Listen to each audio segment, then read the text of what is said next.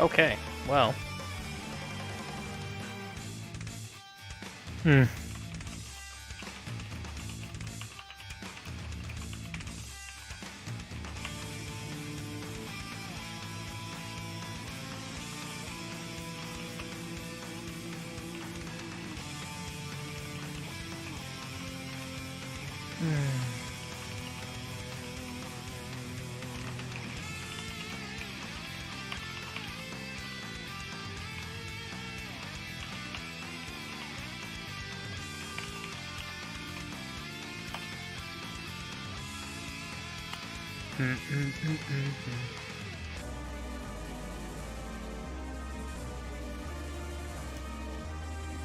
don't know why I can't change the stupid title, but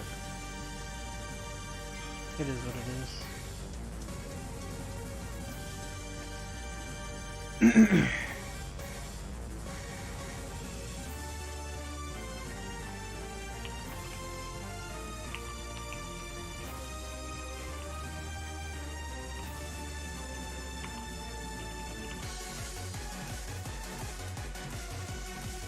Wash my tag.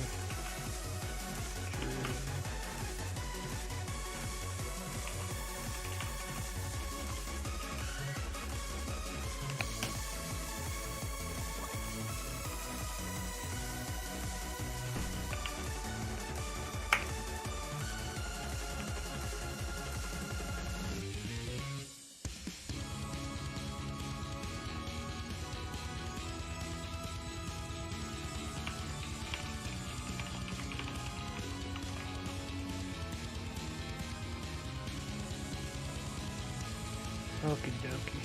Oh, I didn't tag what his name. Ebonic Plague. Perfect timing.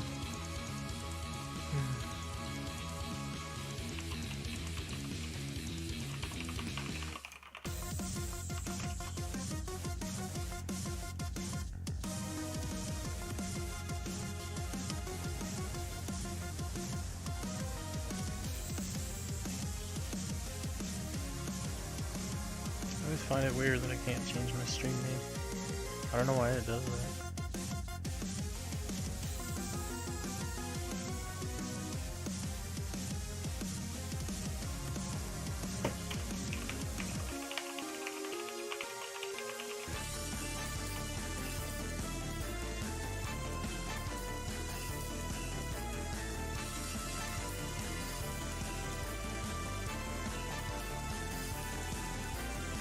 Yeah, I literally won't change the name. That's so weird, but whatever.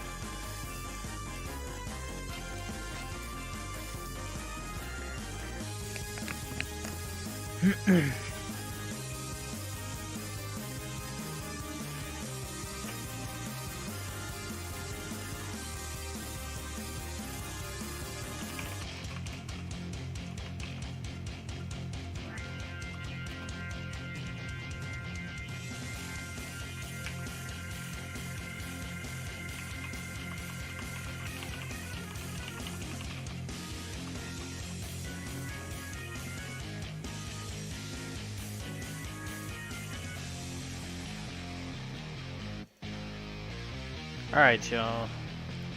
So, I'm gonna give a, well, hold on. Alright, y'all. So, this is where we start our beginner's guide to Dissidia. It's literally starting from ground zero up to, well, wherever you think your limits are. So, without further ado, we're gonna start off with Cloud. You know, everybody plays Cloud. I would say to, well, no, not to. I'd say he's probably the Ryu of this game. Very strong in just about every aspect, and a very easy character to learn to get you started with the game. So first things first, there's the what are called bravery attacks, right? There's the the numbers, the big number at the bottom of the screen, the big white number, that is what's called your bravery. And so whatever number that is, that's how much damage that your HP attack will do. And that's initially the two types of attacks in this game. Every character has one HP attack out of that you choose from 4. So for training right now, I'm actually in tutorial mode. So it defaults to Cloud's first attack, Cross Slash. But later on, once you level the character up, then you unlock 3 more skills. Or 3 more attacks, I should say. So, there's all kinds of different bravery attacks, and what you do corresponds to how they attack. So, on the ground, there's just neutral bravery attack, which is no direction on the stick. You just hit the button. And then if it whiffs, it doesn't continue it. So if you get close to the enemy, then it's 1, 2, 3. Okay, that's his grounded, what I call 5B, neutral bravery attack. Then there's his forward ground bravery attack, which lunges him forward. There's his back, which is kind of like a grounded projectile for him. And that's a important tool for playing neutral game, or essentially poking at your opponents before anybody commits to attacking. And then he also has, so those are the 3 bravery attacks, and there's one more, which is a dashing attack. So those are the 4. You have neutral, forward, back, and dashing. And in order to do the dashing, you just hold on to the dash button and hit the bravery attack as you're dashing. And then for his air moves, we have neutral, which is essentially the same as his ground. Then forward, which does kind of like a spike down to the ground. It's a good way to where if you get knocked up high in the air, it's a good way to get back down to the ground quick, and it forms a little AoE around him, so if somebody's nearby, they'll get hit. And then his back is another quote-unquote fireball, which throws a tornado. And then his dashing attack is just the same as his ground. So like I said, there's not too much to have to keep in mind with Cloud. A lot of his moves are similar, aside from his forward on the ground and in the air. And then just keep in mind that his ground back bravery is his blade beam. And then in the air, it's his finishing touch. Okay, so those are your bravery attacks. And so, like I said, you pick 1 HP attack per character. You can choose from a list of 4 after you have them all unlocked. And so, you see right now how the big white number at the bottom is now glowing purple. When that happens, that means I can kill whoever I'm targeting. So if I run up to Warrior of Light right here and I HP attack, because it's purple, it kills him. And so every character has a base HP of 3,500. And so essentially that is primarily the bravery that you want to sit at. Normally you don't want to go higher than 3,500, because once your bravery turns purple, then you actually take bonus damage done to your bravery. So the higher your bravery is, the more that can be knocked away just from one attack. Okay, and then we have our EX skills, those flashing abilities down in the bottom left next to the character portrait. Every character has a unique EX skill, which is just neutral triangle. So for Cloud, it's limit break. And then you choose the other two, your up bravery and your down bravery, or not bravery, up, I guess, triangle. Up EX skill and down EX skill. You choose from a list of, I want to say it's about 25 skills. And so, you know, depending on what type of character you're playing, there are EX skills that best suit your character. So for right now, the default in the tutorial are HP regen and poison good. So HP regen is a, you know, it's just a healing field around you for a period of time, and you heal, I think it's 25 HP per second, which it seems like a lot, which it actually is in the long run. If you get the entire buff go off, I think you heal for about 300 HP. And then, so that's basically the basics of attacking. You know, it's not a whole lot to comprehend. The game is very basic on the surface. So then you have your defensive options, blocking,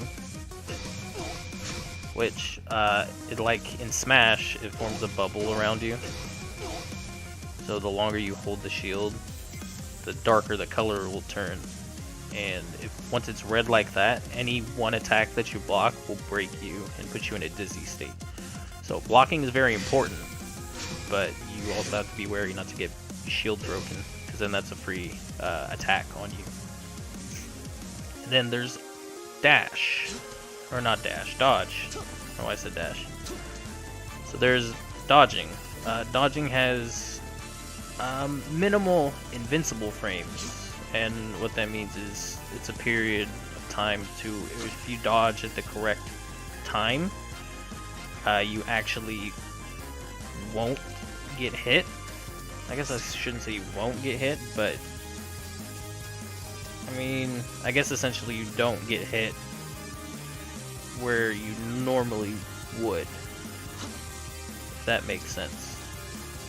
So like if an attack's coming at you, if I were to, like, let's say if I dodge to the right, I have a slight amount of invincible frames, to where if I was standing just a little bit slightly more to the right, to where the attack would hit, it essentially wouldn't hit me if you dodged at the right time.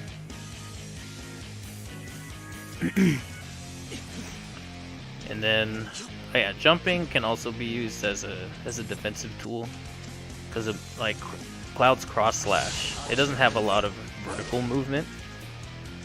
So if you see a Cloud charging up cross slash, you could easily double jump and you're out of range for it to hit. And then there's wall running, which you'd think it wouldn't come in handy all that often, but it actually does, because there's stages that have a lot of platforms on it. So you can dash towards a wall if somebody's chasing you, and then you'll hit circle as you're dashing when you hit the wall, and you'll run up.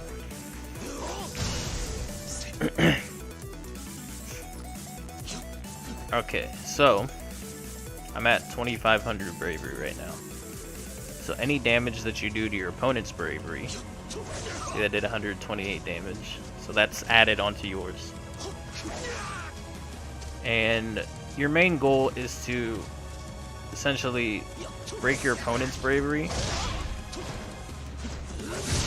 like that, and then you get a bravery bonus on top of however much bravery you took for them. See them up in the top right, the break bonus says 1000. So Warrior of Light has 1000 right now, so not only do I get 1000 from breaking him, because that's how much bravery he had, but then I also get an extra 1000 on top of that,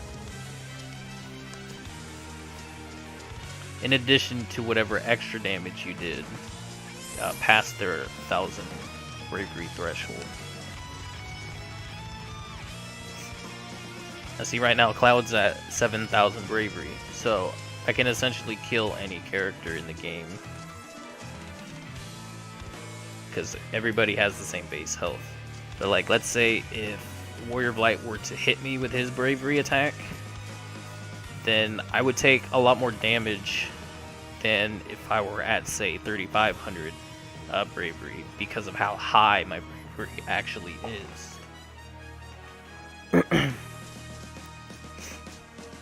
Okay, so those are your basic offensive, defensive options, right? So let's get into the character roles. So Cloud is a Vanguard. He is the heaviest class, but he's essentially the class that does the most damage. He is essentially the tank of the team. He holds down the front lines, and his main job is to act as a shield and sword for his shoot type, for his ranged.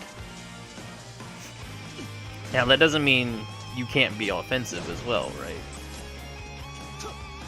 Because there are different roles. Like both Warrior of Light and Cloud are both Vanguards, so they're essentially the tank class of the game. And so their job is to keep the speed type off of their shoot until the time is right when your team decides to want to go in.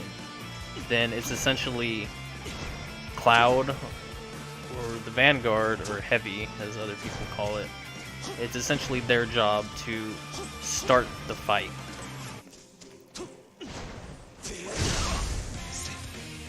And so with Cloud being the front line, he has a lot of, or just Vanguards in general have a lot of armor, super armor on their moves. Unfortunately, I can't really do good examples in tutorial mode, but let's say Cloud's dashing attack, right? If you're dashing at, let's say, an enemy shoot type, if they shoot a fireball at you as you're doing your dash attack, you'll actually armor through the fireball. Now you still take the bravery damage you initially would, but even so, you're still going through their fireball, inflicting damage on them. So you would essentially get that damage back, unless they were able to block in time, which usually they're not.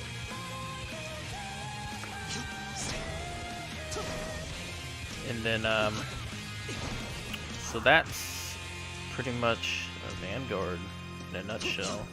I should mention that with them being a heavy type, they have the slowest startup, no, second slowest startup on their dash. But their dash speed is essentially the slowest.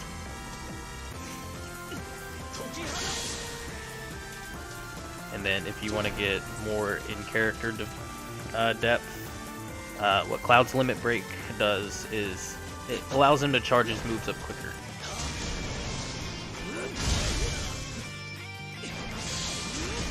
So it cuts his charge time. He's one of only a few characters that can charge his moves up. Like his cross slash, he can charge his cross slash up. But what a lot of people don't know is that you can dodge cancel it while you're dashing it. So you could essentially bait somebody out. Like you run up on somebody, you're like, I'm gonna cross slash, but then you dodge cancel it and you get them to panic. Okay, well, that about sums up Cloud. Like I said, Cloud isn't too complex. If you want to get a little more complex, then there's Sephiroth, who I would say is another very fundamental character. Like your spacing has to be really good with him. Unlike Cloud, well, I guess I shouldn't say that. Cloud does have to be spacing dependent as well, but Cloud has a little more leeway, unlike Sephiroth. Sephiroth has a lot of recovery on his normals, or on his bravery attacks, and so you can't dodge your recovery, get back to safety as easy as Cloud can. Like I said, Cloud is more like the Ryu of this game, whereas I would say Sephiroth is like the evil Ryu. A lot of high risk, high reward on Sephiroth's side. Cloud is a little more low risk, high reward, and he does a lot of damage, so you don't need to hit your opponent a lot. So I can give you an example of with Sephiroth. Sephiroth's a little more he's a little more execution heavy as well, because he has his dash cancels. So essentially, if you have dash meter, if you hit dash within a 3-frame window at the end of any of his bravery attacks except for his projectiles, then you'll dash out of the recovery quicker than you normally would. And for those of you that don't know what a frame is about a 60th of a second. So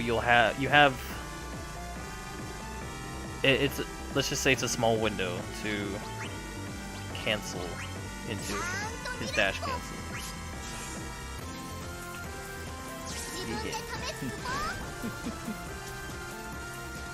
So Sephiroth, he has a lot more range on his moves, but he has a lot more recovery as well.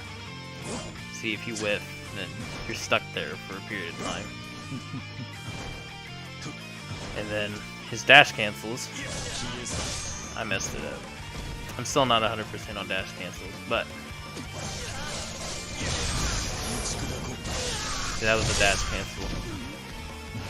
Once you learn the timing of them, he becomes kind of like a midway point between a Vanguard and a speed type, because he can knock an opponent away and basically continue to pursue them because of his dash cancel.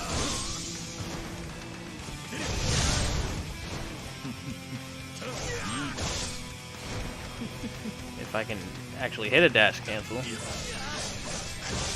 There we go. See, he continues to pursue his opponent.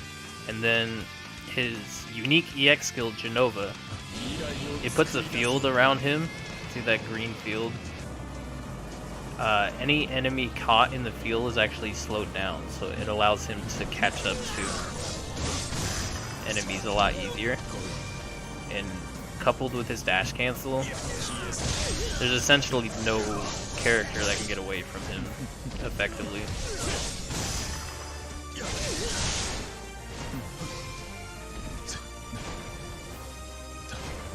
So, the reason I call Sephiroth the evil Ryu of this game, whereas Cloud is the Ryu, is because, much like evil Ryu, you need to have essentially very good execution in order to maximize a character's potential.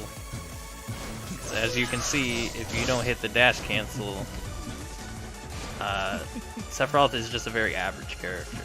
But once you get consistent with dash cancels, then he becomes that much more of a threat.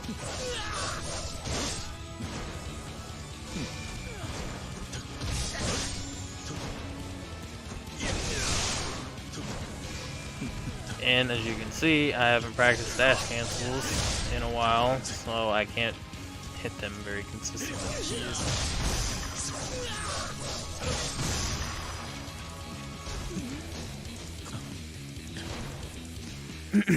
But see, the reason I call Sephiroth high risk, high reward is because this move right here is very good, but then at the same time, if you whiff it, then you look like an idiot, and you can get punished very easily for it. So your spacing has to be on point, because you don't want to whiff something like that in front of your opponent and have them kill you for it. Because that's essentially, that's just your own fault for lacking knowing your ranges.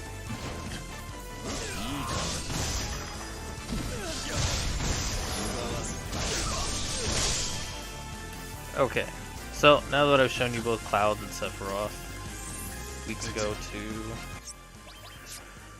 Let's move over to a speed type. Now, speed types are the fastest characters in the game, but they have the longest dash startup.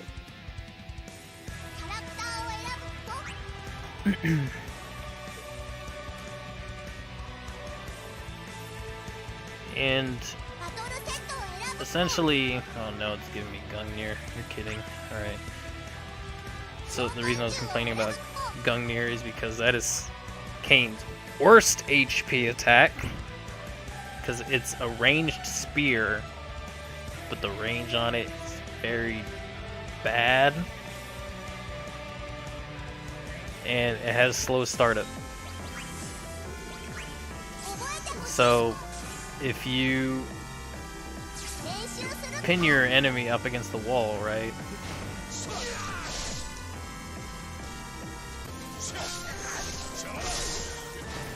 If you hit him up against the wall, you actually can't combo this move. Because in that time, the opponent would have recovered off of the wall and dodged. It's a very bad move. Look at that range. That sucks. But anyways, the speed type. Speed types are the only characters that have a triple jump. Their dash startup is significantly slower than a Vanguard, but they get around the field so much faster.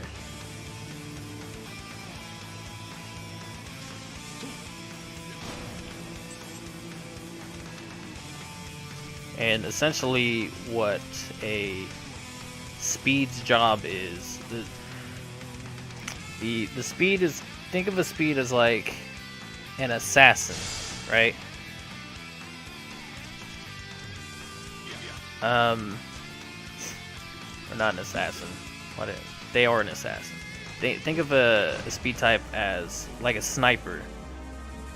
They basically play a slow game, and they wait for the best opportunity to go in and pick somebody off.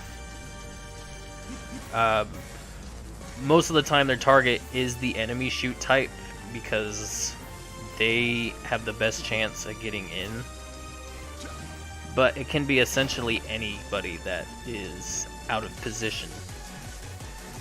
And once they have that character basically knocked away from their team, then that gives advantage to both the heavy and the shoot type to inflict even more damage onto the opponent's bravery. So essentially the way I see it is a speed is the hardest class to play because you don't have as much armor as a heavy, but then at the same time that doesn't mean like you are trying to just effectively go in, weave in and out of enemies as effectively as possible without dying, and that in itself is not easy because a lot of the time you're putting yourself at risk. And so speed is obviously my weakest class that I play, but I'm trying to get better. You have to play very patient as a speed type because, like I said, you have to wait for an opportunity to pick somebody off. And essentially, if you knock that opponent away from their team, then that essentially puts your team in a 3v2 situation for a short period of time. And 3v2s are very not fun to fight. It's almost as bad as fighting a 3v1, but your best bet is to just run at any time you're outnumbered. Otherwise, you're going to die, and you're going to feel very bad about yourself. Now, what else can I say about a speed type? I mean, they're just fast. You have to be aware of your mini-map in the top right. The lines above your head. Oh, that's something I didn't bring up, huh? So the lines above your head shows who's targeting you. And anytime that line turns red, that means somebody's attacking you. Oh, thanks. Thanks for the cheer. Hey, Lorenzo. But yeah, as I was saying, the line above your head it's an indicator of who's targeting you. So anytime that changes red, then that means somebody is, I don't want to say is attacking you, because there's actually a technique that I'm going to show you later on. But yes, anytime the line turns red, somebody is attacking you. Now, there's also an indicator that shows whether it's a bravery attack or an HP attack. Because when you get attacked by an HP attack, both the left and the right side of the screen, it darkens. So anybody that... so that's your indication to know if somebody's attacking you with an HP attack or not. Lorenzo, this is actually supposed to be a beginner's guide to the game, but Twitch didn't let me change my title. I tried like 15 times, so it's annoying, but it is what it is. But this is, I'm basically teaching anybody that's interested in the game, basically from scratch, from ground zero. Like literally everything. I already went over bravery attacks and all the different ones, HP attacks. Oh my god, I didn't reach? Holy crap. Okay, anyways. And I'm just kind of giving a generic overview of all the roles. So, and then yeah, obviously speeds, they have the fastest ground movement just by running.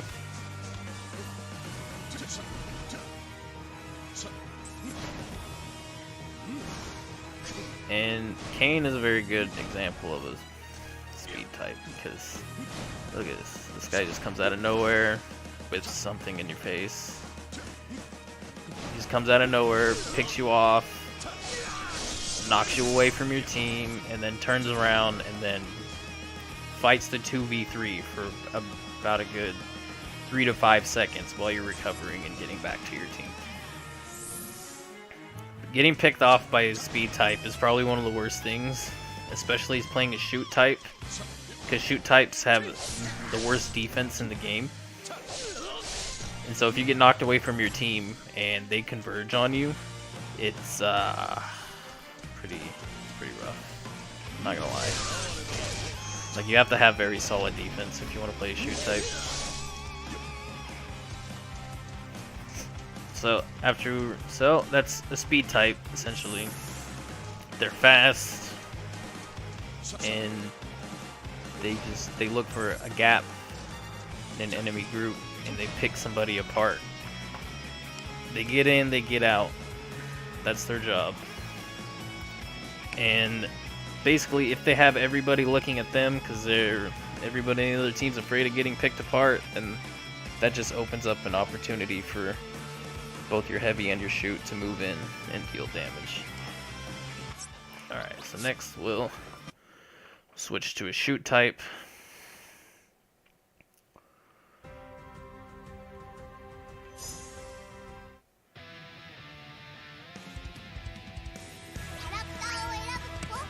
And then of course we're going to switch to my shoot.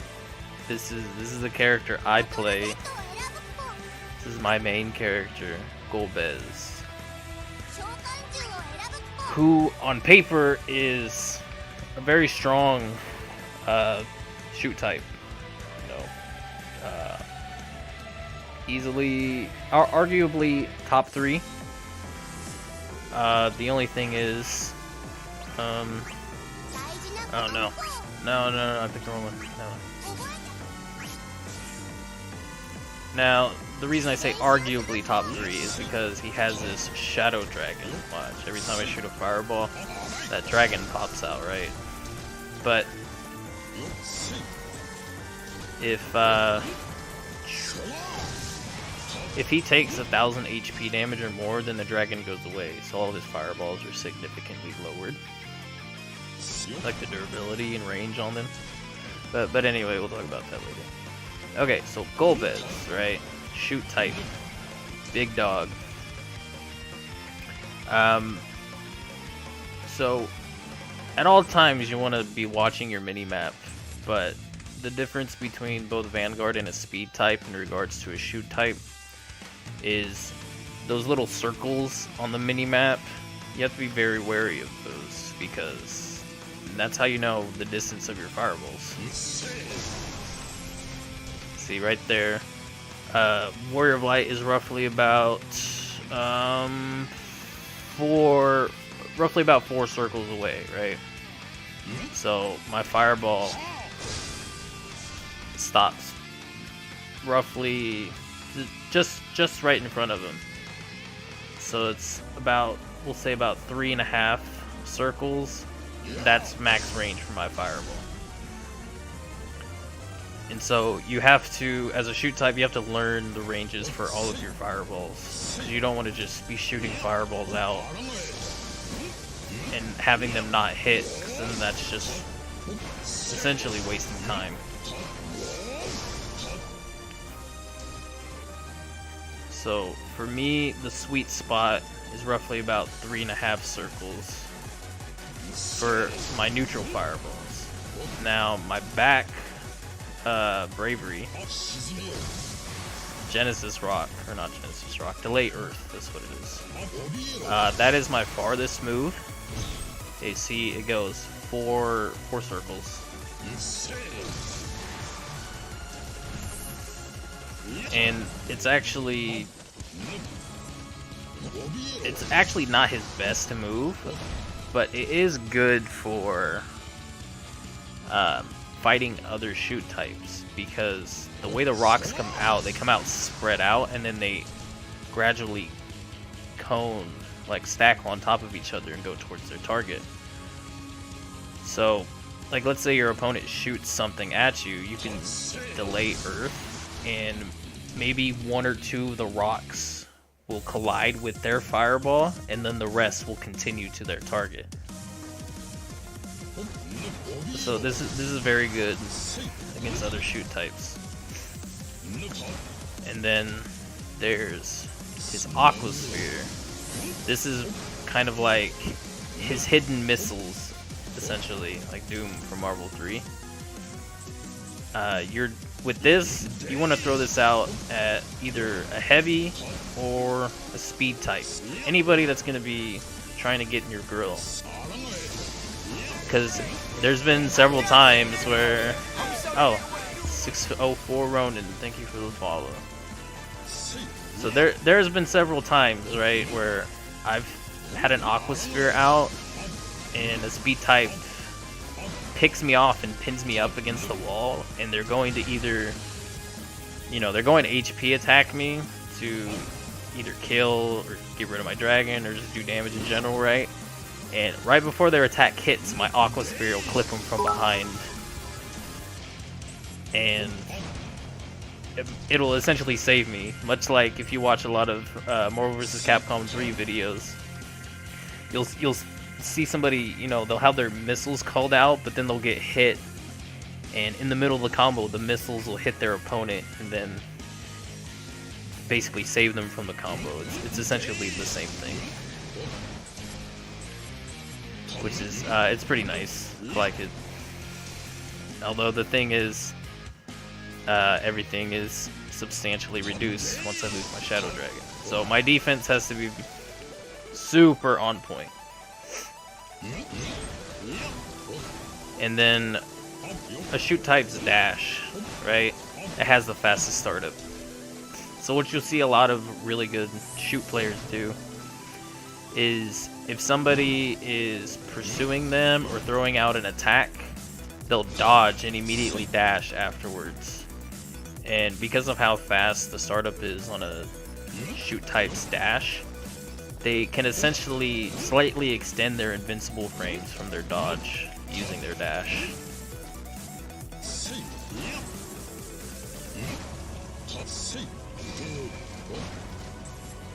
So, that about... Oh no, I didn't go over shoot's roll.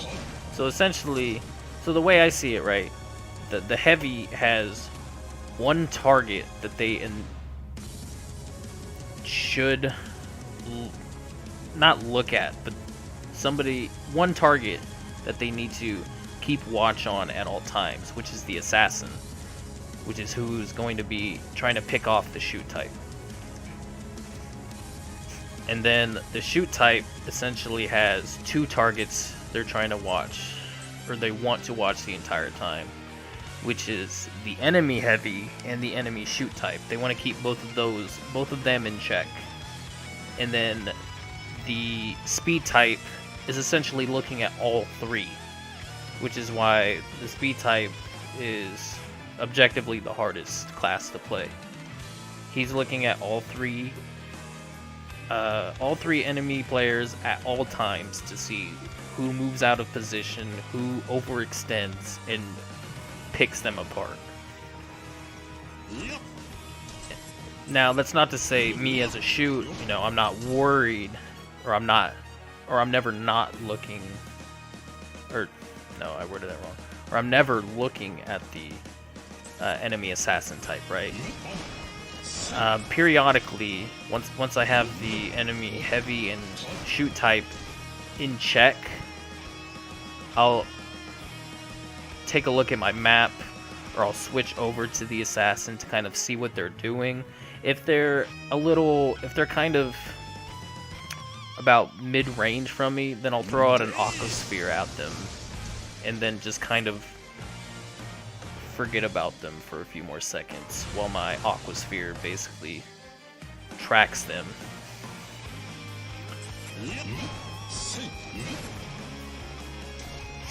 And so that's basically a short breakdown of every class. Now, another thing with the shoot type, your job when this core spawns, the summoning core, you having the longest range, it's almost always your responsibility to snipe the core as often as possible. Because if the heavy does it, or if the speed does it, they're essentially putting themselves at risk by being next to the core. Whereas shoot type, you can just shoot at it for free. I probably shouldn't have done that, but they could essentially shoot at it for free without putting themselves in a lot of risk. Okay, so now, let me see. We'll go to like a bot game. And I think I can set the bots to do nothing.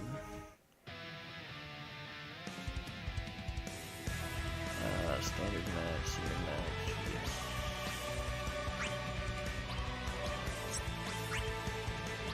Ah, yeah, stationary. Okay. So we can set the bots to not move, which is good.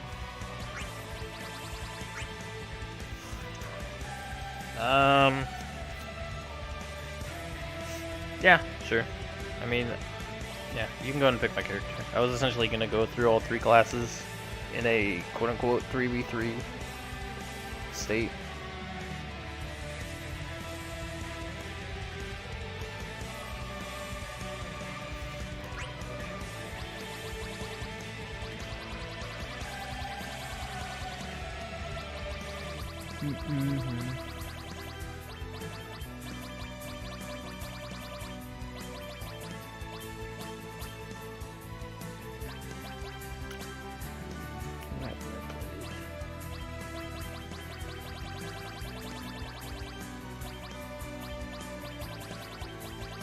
we'll just start with the Vanguard first.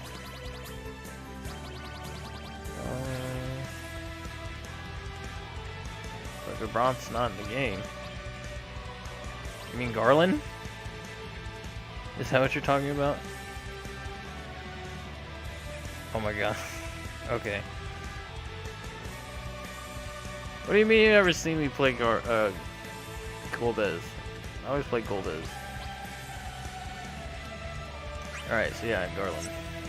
Garland is my heavy. He's the character I play for heavy. Let's see. We'll pick a simple stage. This one.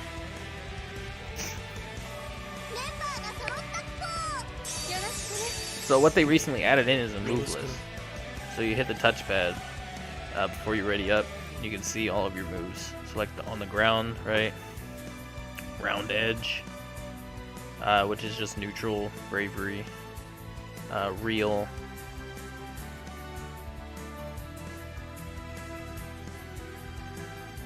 Oh dear.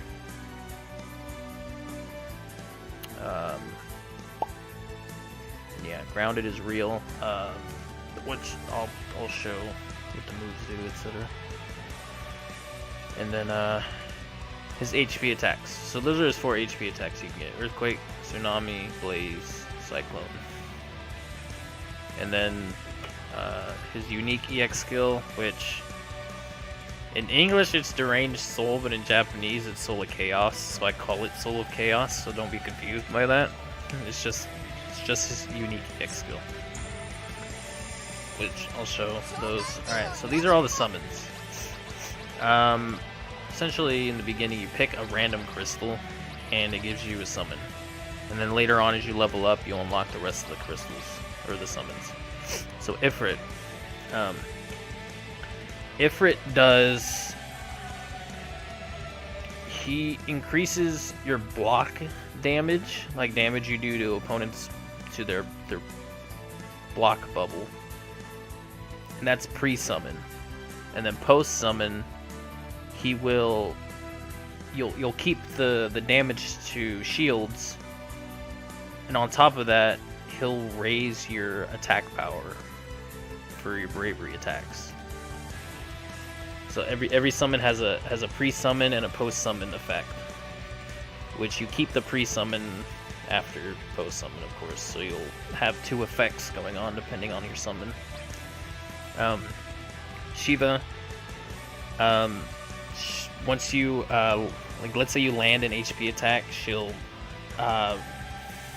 your bravery will default back to normal, or will recover quicker than normal.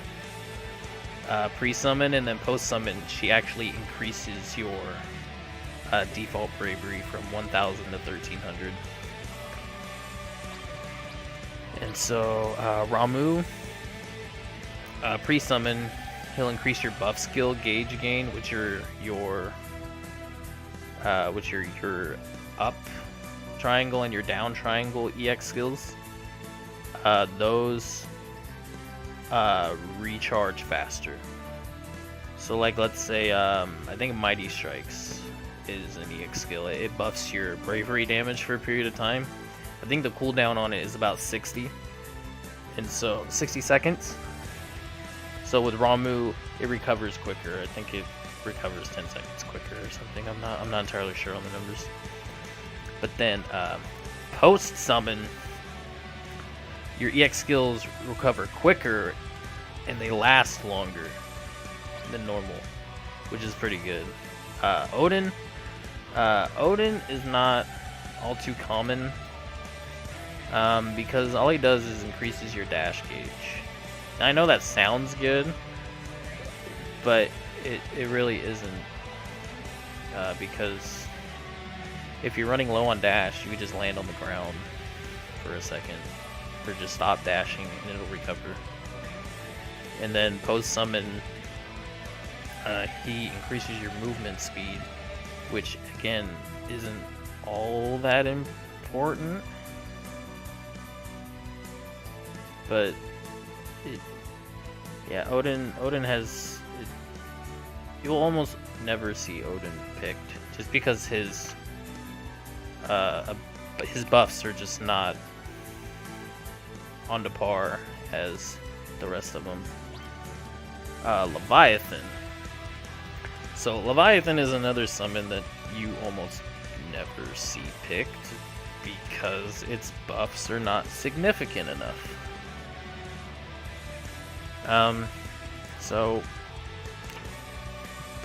Pre-summon increases debuff skill range or skill gauge. So like your what debuffs are there? I think blind does a debuff.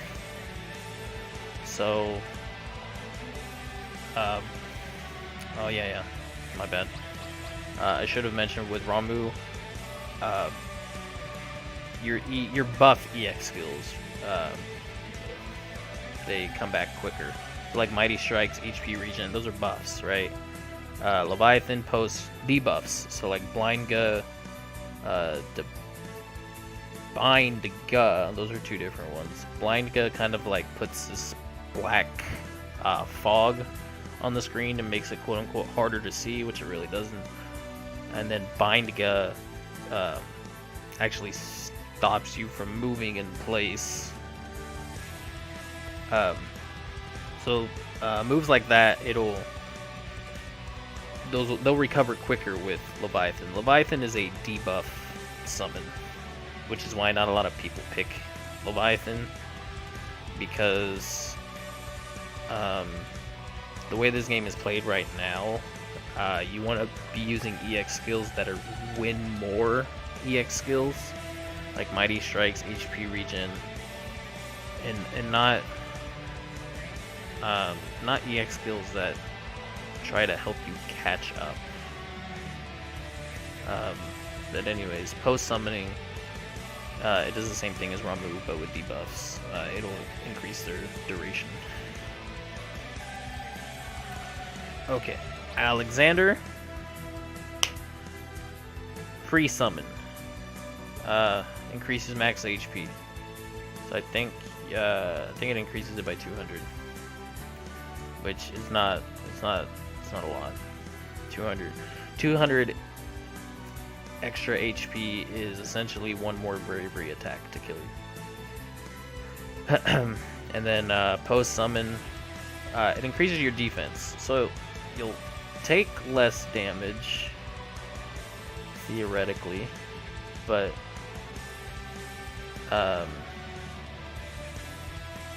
yeah, essentially Mighty Strikes basically counters the defense buff that you'll get, and Mighty Strikes comes back often enough to where you'll never really see how significant the defense buff is. And then Bahamut. Bahamut is picked on occasion because he increases your EX skills. He decreases the cooldown on them. So, like for Golbez, right? He has a really good EX skill, Binding Cold, where he targets somebody in like this AoE, and if it hits you, you get frozen. Now granted, you can block it, but it puts you in such heavy blocks that you are almost better off getting hit by it, to be honest. And then post summon, it'll increase the duration of those unique EX skills. So primarily the three that you'll see the most often are Ifrit, Shiva, Ramu.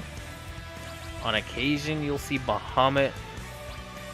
Less than often you'll see Alexander. Almost never you'll see Leviathan and Odin. So we'll go ahead and pick Shiva. Shiva tends to be like the default go-to summon unless a summon better fits your team build. Okay, so we'll get into the game. Yeah, all my alternate costumes and stuff that I have. Oh man, everybody got an alternate costume, huh? Okay, So, Garland. This is a big dog. He's heavy. As you can see, he is slow. He is slow. Alright, so essentially, this is who Zidane. Zidane's an assassin. This is primarily who I want to keep watch of at all times, even if I'm not targeting him. I'm still watching his number on the minimap. Because I want to protect my shoot type, Terra. So, neutral game essentially is to basically negate any fireballs that Cloud's shooting at me, while avoiding fireballs that Emperor is shooting at me, all while keeping an eye on Zidane so he doesn't pick apart my shoot type. And so 30 seconds into the match, the core will spawn, and depending on how much stage presence that you have will determine whether the core's in your advantage a lot. The more of the stage that you have behind your team is usually more beneficial for you for when the core spawns. Sometimes the core will spawn in awkward spots like behind the enemy team, and that's just that's just random at that point. You can't really control that, but what you can do is you can push your advantage even further and still try to go for the core behind them. Especially if, like, say somebody gets knocked down from an HP attack. So the thing with bravery attacks is you can actually recover from them. See, if that was a player, you would hit circle or X. No, it's circle. You would hit circle to flip and recover. But from an HP attack, it's a hard knockdown. So your character essentially has to recover themselves for that period of time.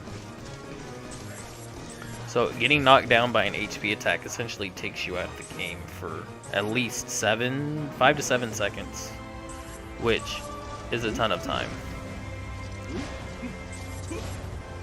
And so with Garland, his EX skill, him being a Vanguard, he's on the front lines. As soon as your shoot type says, oh, I can kill anybody on the other team, let's go for so-and-so. As soon as you have your EX skill, you don't charge towards that character, but you make your way towards that character. And see, I see this online a lot. People run into 1v3s all the time. It's like, yeah, I'm gonna get this person, and then complain when 2 other people jump on them. But anyway, you have to pick your spot, because like right here, Cloud is away from his team. So if Terra goes, oh, I can kill anybody, I'm like, alright, cool, we're gonna grab Cloud, and then I grab Cloud, and then Terra will HP attack as I'm holding Cloud and kill him. So that's a sense of comboing with your teammate, which is essentially very important. That's I mean, once you play people that know what they're doing and have a lot of experience under their belt, you're not just going to hit people with random HP attacks. They know how to avoid everything. So that's your main way of dealing damage, is to essentially combo off of your teammates. And a term that you'll hear fairly often is cut. Cut means to interrupt, basically.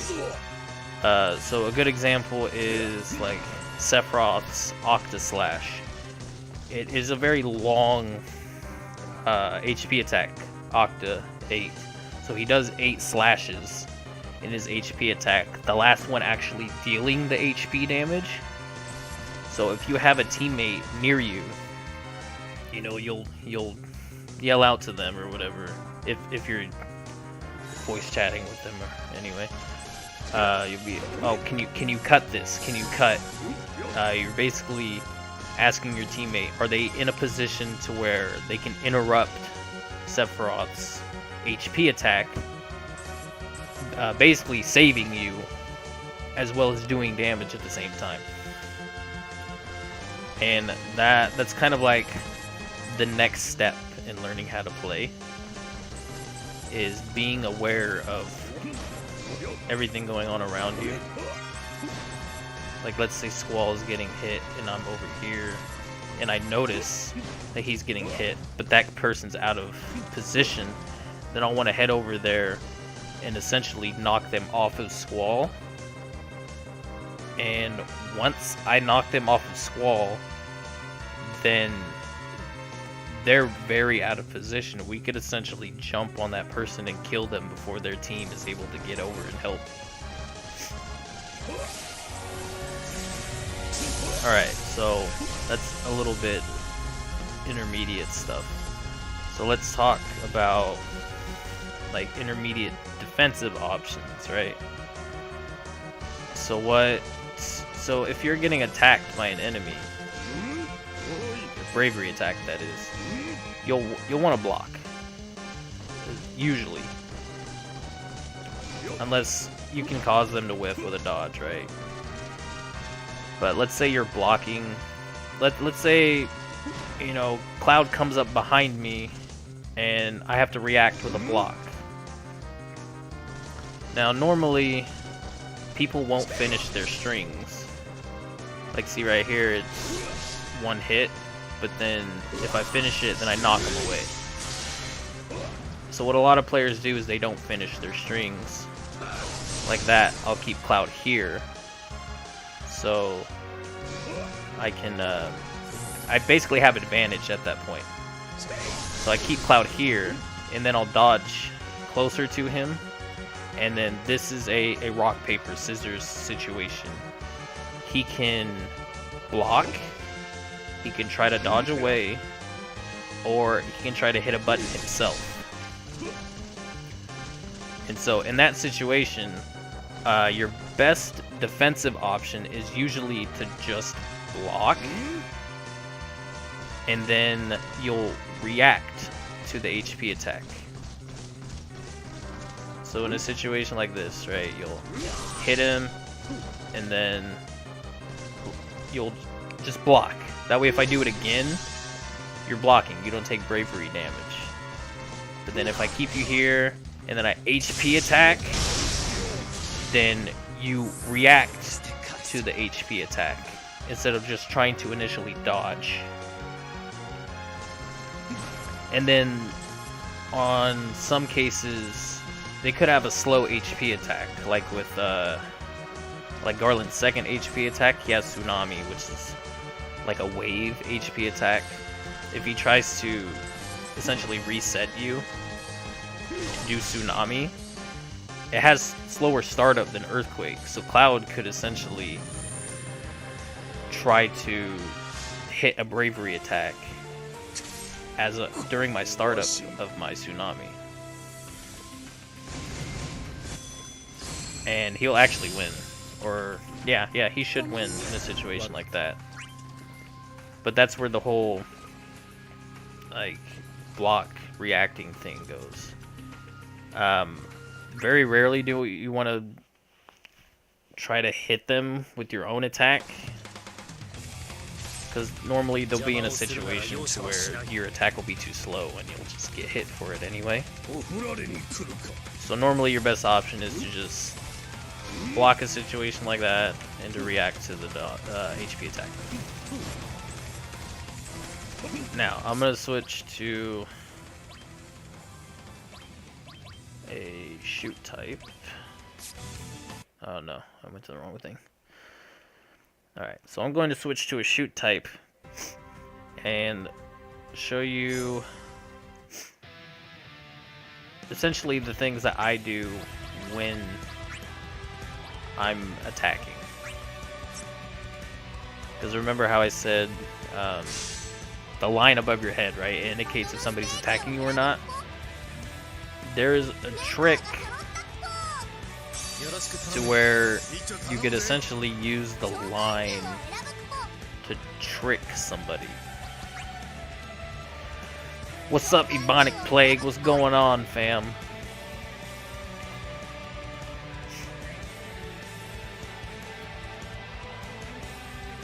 Okay, so we'll let this load up.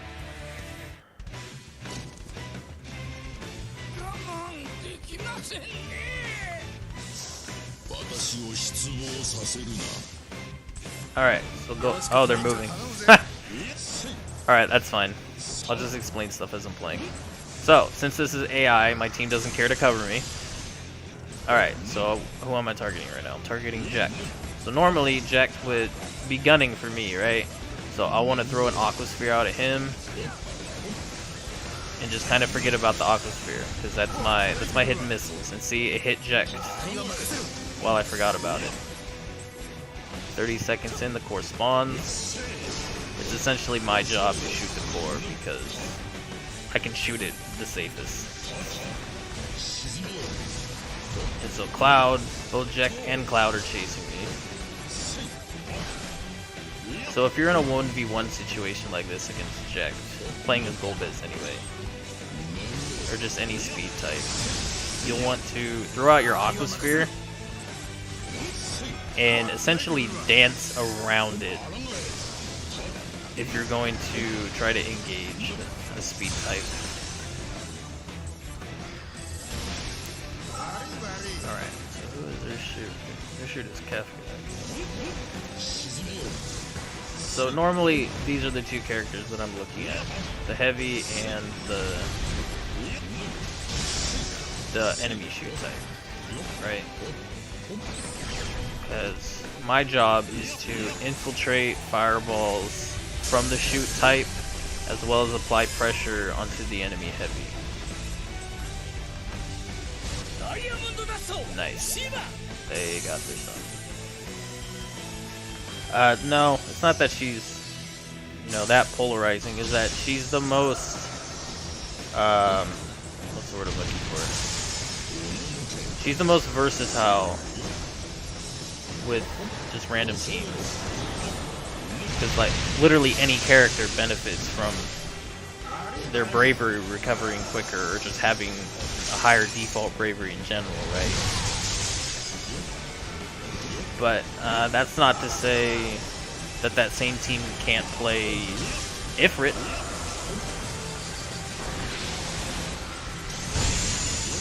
Ifrit increases your bravery damage, and you do more damage to enemy shields or blocking.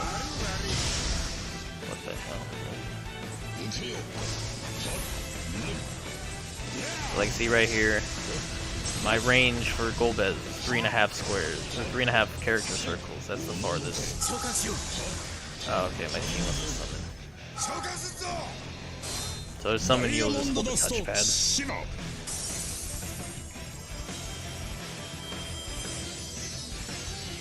So whenever your summon is out, that's your time to go in.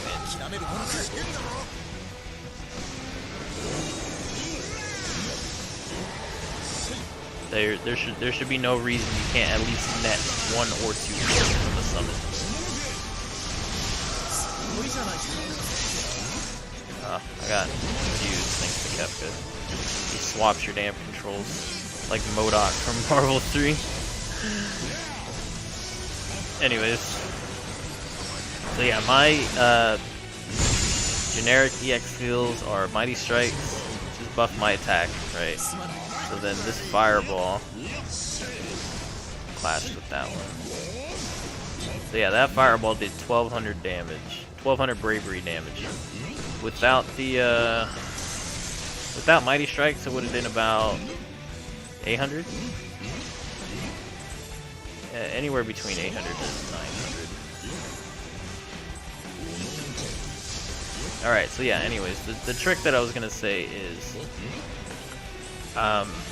So the line above an enemy head, right? Like, see how it turned red? Because Kefka was trying to shoot me. So what you do, right, is like right here on Jack, as soon as he stops chasing me. So I'll shoot a fireball at Jack and then immediately target away. And that actually removes the line over his head and puts it over somebody else. So it'll put a red line over someone else. Like, see how I'm switching as soon as I throw out my attack. So a lot of times what I'll do is I'll throw Aqua Sphere and I'll target away. I got control swap again. So let's see, like right there, see, Jack didn't finish his string, so he's still at advantage. So then I would react to if he did an HP attack, or I would continue blocking if I think he's gonna try to press his advantage. No! I tried to cut, but it's too slow. But yeah, for shoot types especially, that targeting that targeting trick is very important. Because if they're not actually looking at you, they won't see the fireball coming. And especially for a character like Golbez, to where his fireballs just straight up go straight, it's actually very important to do. Because if they shoot a fireball at you and it goes straight, you can literally just walk. You don't even need to dash or dodge. You just walk out of the way and that's it. Now, of course, it doesn't matter against AI, but in actual matches, it definitely makes a difference. You see, like right there, I threw the Aqua Sphere at Cloud, right? And then I just dance around my Aqua Sphere. You want an Aqua Sphere out at all times. Now I know I'm going in more depth a little bit, just because that's just the character I play. So for anybody interested in playing this character, go into a lot more depth.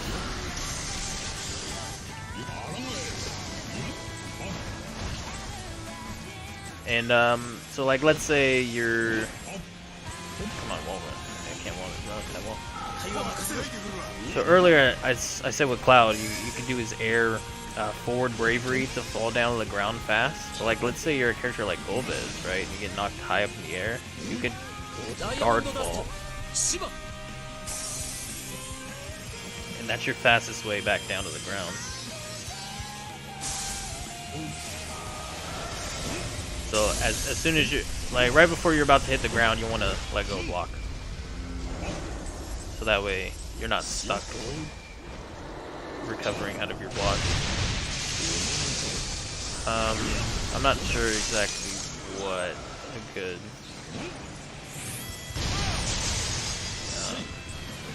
thing to compare it to would be. Night Glow is without a doubt the best HP attack. Ever since they nerfed Double Meteor. But then again, Double Meteor was pretty yes, I did go over the different roles. I can give you a quick breakdown again if you want. Basically, Vanguard or Heavy is the front lines tank. He protects the shoot type at all times, and once it's time to go in, he leads the charge, and that's basically it. Speed type, I said, is like a sniper. Looks for the most opportunistic time to go in and pick somebody away from their team. Why'd you stop summoning, Furion? Anyways. Yeah, so Speed just tries to pick people off away from their team to essentially put a 3v2 situation for a couple seconds. Or they can keep pursuing that person they knocked away depending on who it was. If it was a shoot type, then I would say about 95% of the time they continue to pursue that. that's because they forced the good matchup on them. And shoot type. Shoot type's job is to keep both the enemy shoot and heavy type in check. If the enemy shoot type, or if you as a shoot keep the enemy heavy in check and basically keep knocking them away with fireballs, then that lets your speed type get in on the enemy shoot type. And essentially lets you pick apart a team. Use it.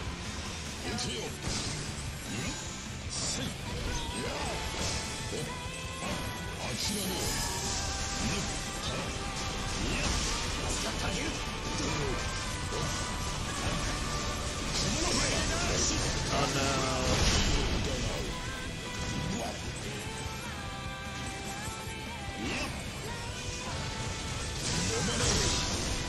Stop dodging.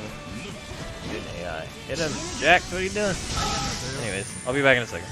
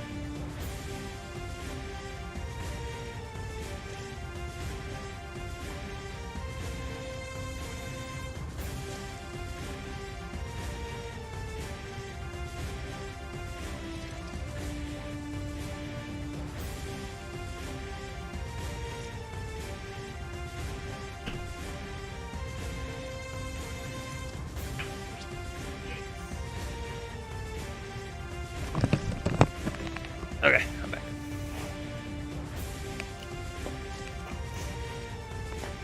Okay, so do you guys have any questions that you want me to go over, or just any characters that you want to see? I obviously don't know how to play every character, but you know, more like a hands-on learning experience. You can see what their attacks are and stuff, what their playstyle is.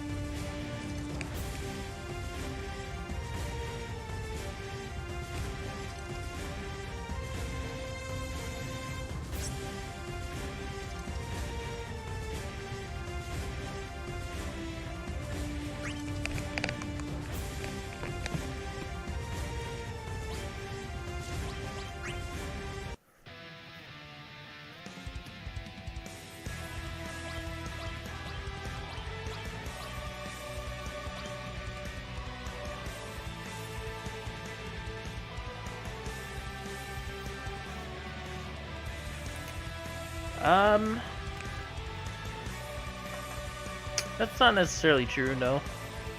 There are... I actually didn't go over unique characters.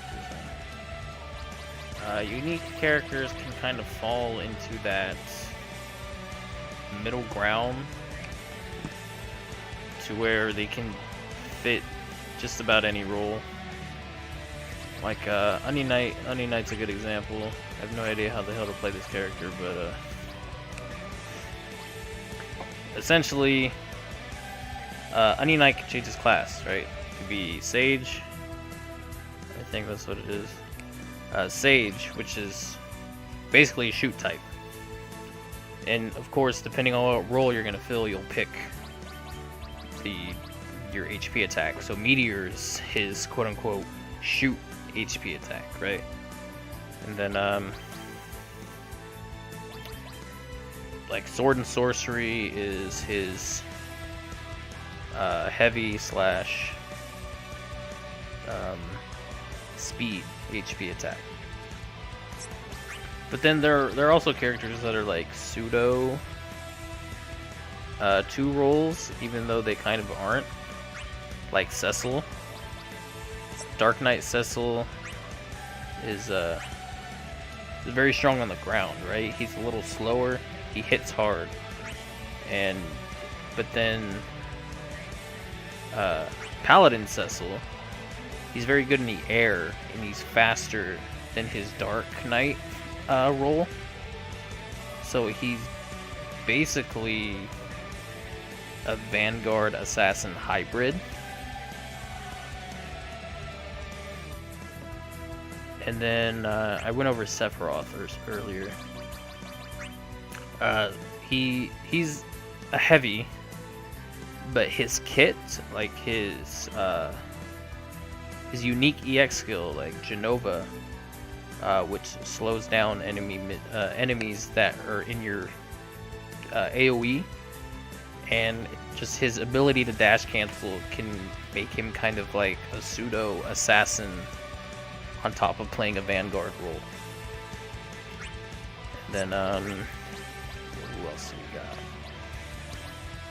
got? Kuja, he is a speed type, but he's not your normal speed type. He's kind of like a support speed type. I'm not too familiar with Kuja. Kuja's actually the quote-unquote speed type that I'm looking to try to learn here shortly. Yes, Sephiroth is still godlike. He's ridiculous.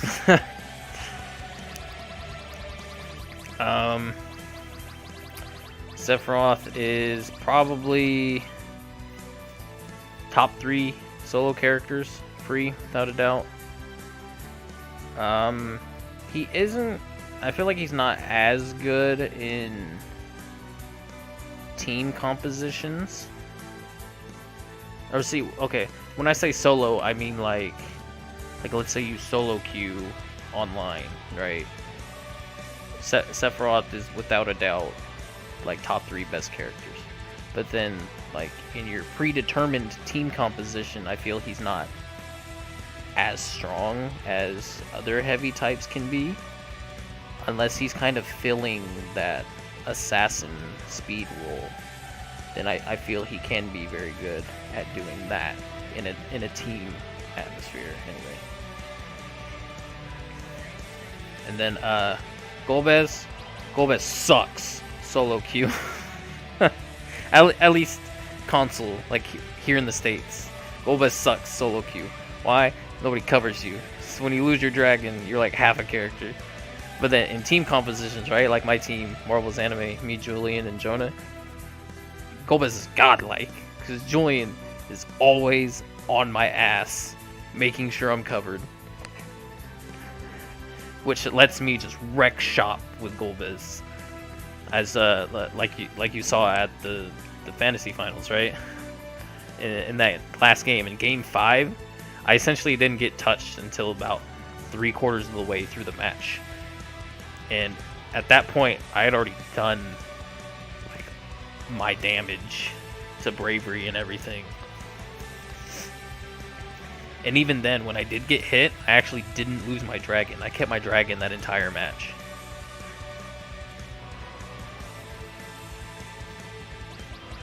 Who else? Terra, best shoot in the game, free. I actually call her Tina, because that's her Japanese name. Tina, best shoot in the game, free, solo, and team, because it's like her, Ace, Ultimecia, I think that might be it. But like those 3, for whatever reason, have very strong offense as well as very strong defense. Like they have a very good defensive move that will just knock you away from them. And oh god, it's a pain in the ass. Noctis has a 15 frame down forward too.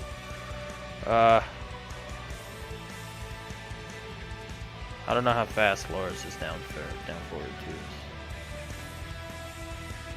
too. Yo, down forward 2-1 is like his best whiff punishing tool ever. It's ridiculous.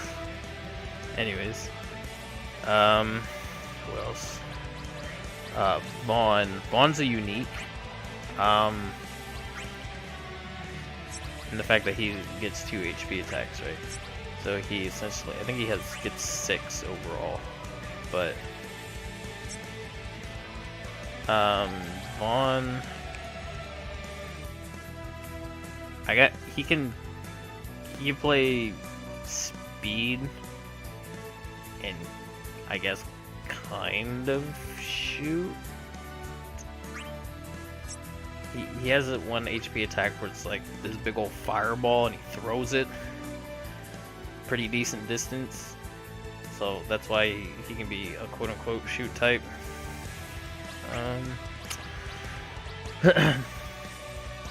Ishtola. I don't know what the hell the character is. She's supposed to be a shoot type, but it doesn't have range on her HP attacks.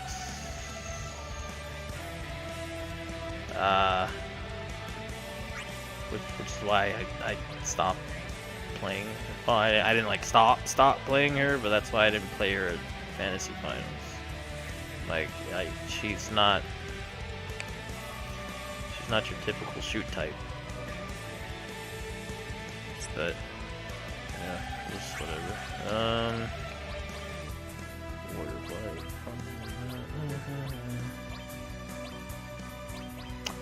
Bart's is a unique.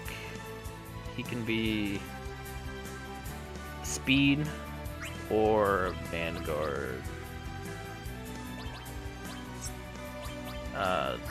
Or he has some hella troll, quote-unquote, shoot, which is Geomancer, but it's not really shoot.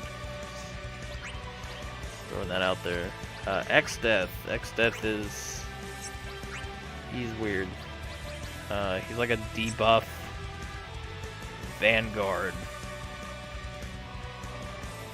but he's not as slow as Vanguard, I think. No, I've never actually played X-Death. So let's see Tina. Okay. Oh, I'm not done leveling her up, really? Whatever. What do you need here?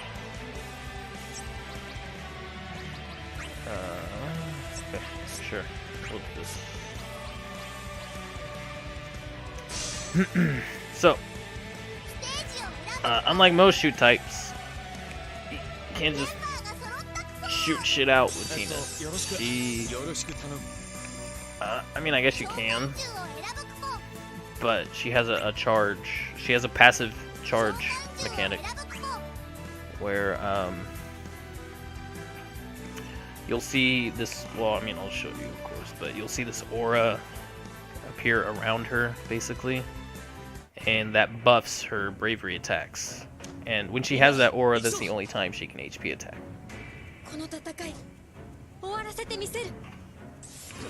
Alright, so pretty much chill. Alright, so now she's got her aura, right? So then, fire! Hey! And you play a very patient shoot type.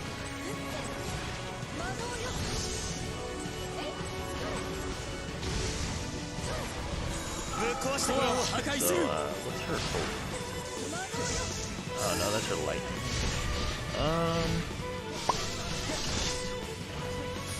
There we go. Bam, bam, bam, bam. Dude, that's her charged ice. And then that's her non-charged ice. She only shoots 1. So essentially with Terra, you just kind of hang out. You got your aura, shoot some stuff. And that's essentially it. Oh yeah, so that tornado. Meteors.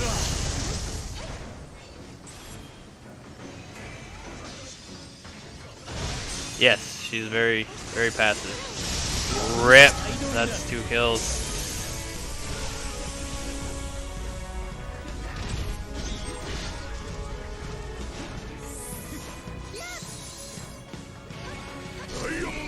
I mean, you can use her bravery attacks when she's not charged, but they are significantly better when she is charged.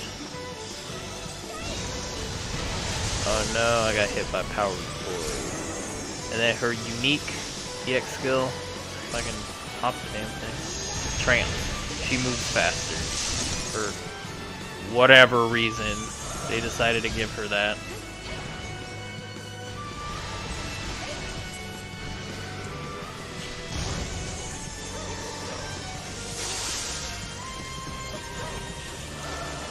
So I don't have teleport on her, but there'd be times where during the summon, the final summon burst, people will hit you with their EX skill Stamina Break or Enfeeble, and that actually gets rid of your dash meter and keeps it at 0 for not very long, but it's long enough to be significant. So what a lot of shoot players, pretty much every shoot player should have teleport on, so if they're caught in a situation like that, they can teleport. And teleport is invincible frame 1, so they essentially can't get hit by anything, and your invul frames, as long as you don't hit a button after you teleport, you keep your invul frames for a little bit after you teleport as well. So you can't just teleport and then get bodied.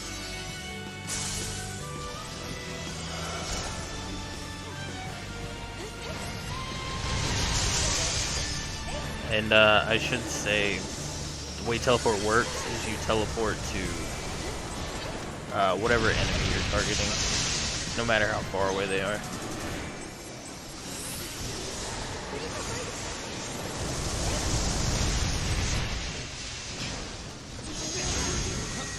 Yeah, that's her trance. Essentially, with her HP attack, right? Bam. It has no height restriction, so off of that summon burst, I was able to combo into her HP attack.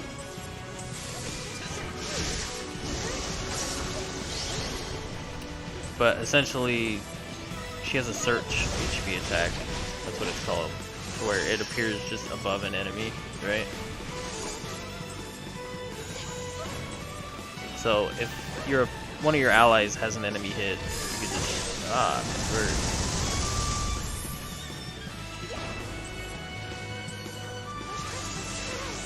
Although it does have a range on it, of course. You just gotta be wary of the range. But it has no height restriction. So no matter how high in the air they are, you're like, oh, you're getting hit, huh? Meteors. Body. See, Golbez has that too with double meteor, but it's nowhere near as good as like Terra's meteor or Onion Knight's meteor. Onion Knight has the same kind of meteor, except he doesn't need a charge to do it. He just does it. We're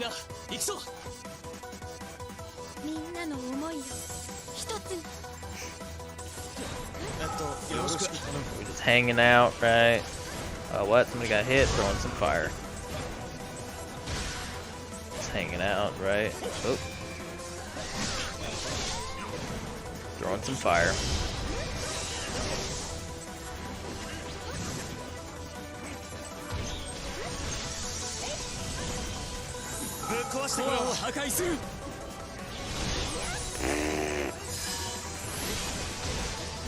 Look how far that goes. Oh my god. Alright, thanks for stopping by, AJ. I appreciate you, dog.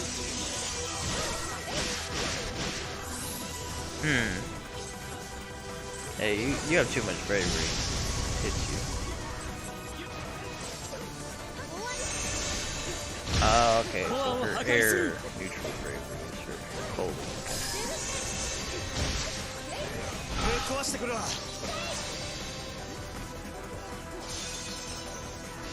Yeah, you don't have to play a Final Fantasy game.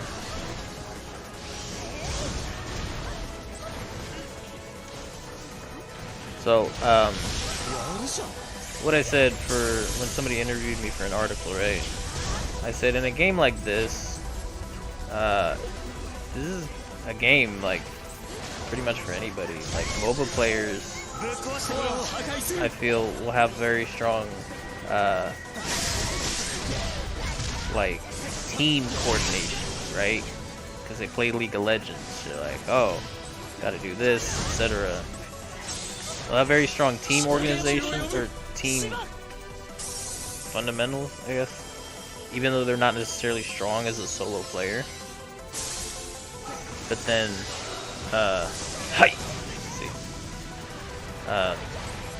but then like fighting game players, right? They'll be really strong as an individual player, but they'll have to learn how to play as a team, which is what we had to do. You know, never played a team game before,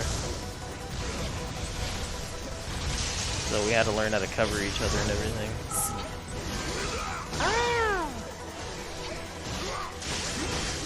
Oh no.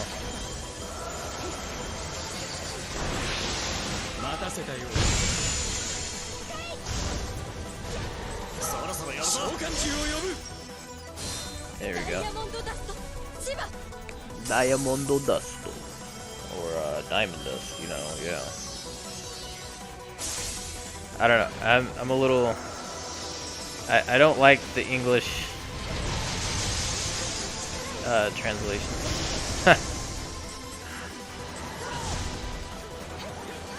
Just let you say that, because I brought up earlier how they have Garland's unique EX skill as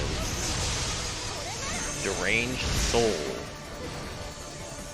and then in Japanese it's Soul of Chaos, which makes sense because Garland is chaos. Spoilers. I don't care. The game's 30 years old. But yeah, Garland is chaos. Why? It would make more sense for Soul of Chaos,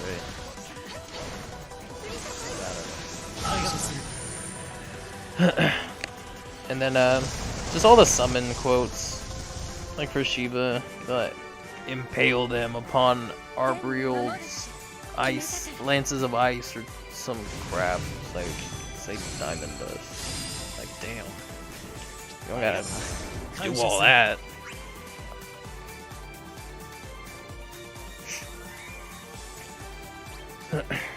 Alright, so since you have to leave, we're not playing Tina anymore. Any other characters y'all trying to check out?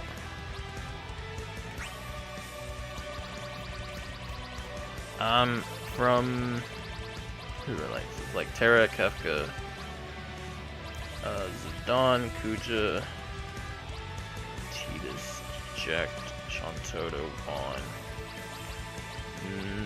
Noctis, Ramza, Ace.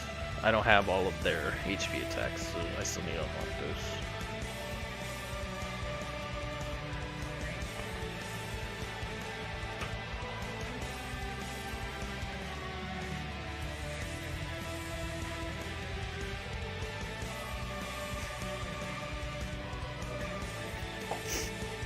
I guess we could play some Sephiroth for Bonic Plague. Let's run Scintilla. So all of the Sephiroth, all the top Sephiroth / Sephiroth tryhard play Scintilla, because that's his best HP attack free. It has a parry at the startup of it. Does pretty decent amount of bravery damage. But a lot of people don't like Scintilla.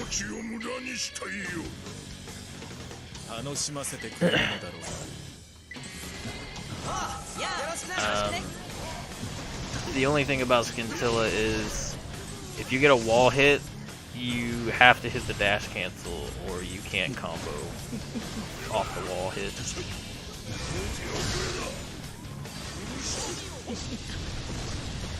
Oh, what? I didn't realize I hit. Like I can play Stola for you, that's fine.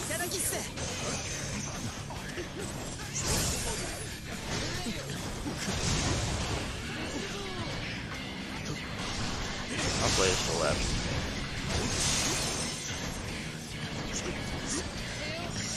Damn it. Damn it.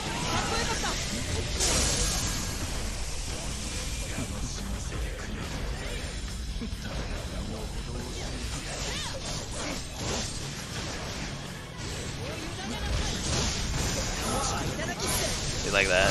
Gotta hit the dash cancel.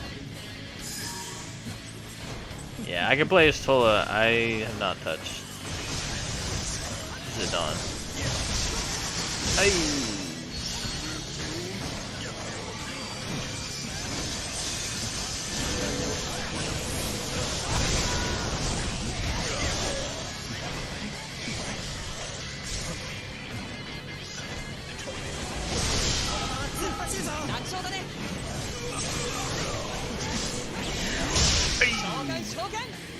Alright, I didn't realize he had Almagist. Summit! Summit! Good job, guys. Yeah, so Almagist is like a DP, comes out pretty quick, so somebody's fucking with you. That's it.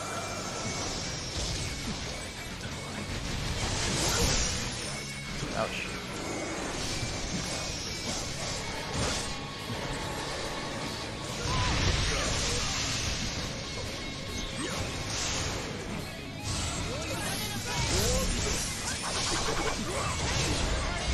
Hey, that's okay. And then yeah, there's in-game comms, but I mean, I assume most people, at least in the States, use like Discord or whatever. That's what we use when we play.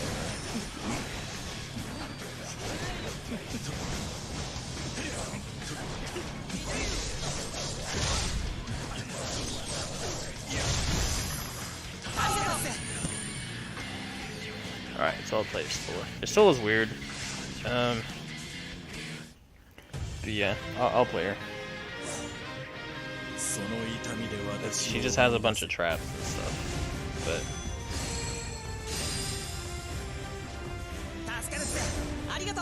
she's really good at destroying the core, that's for sure. Because she could actually set down traps and stuff before the core spawns. You set them down on the location it's spawning, and then as soon as the core spawns, it just obliterates because of all the traps on it.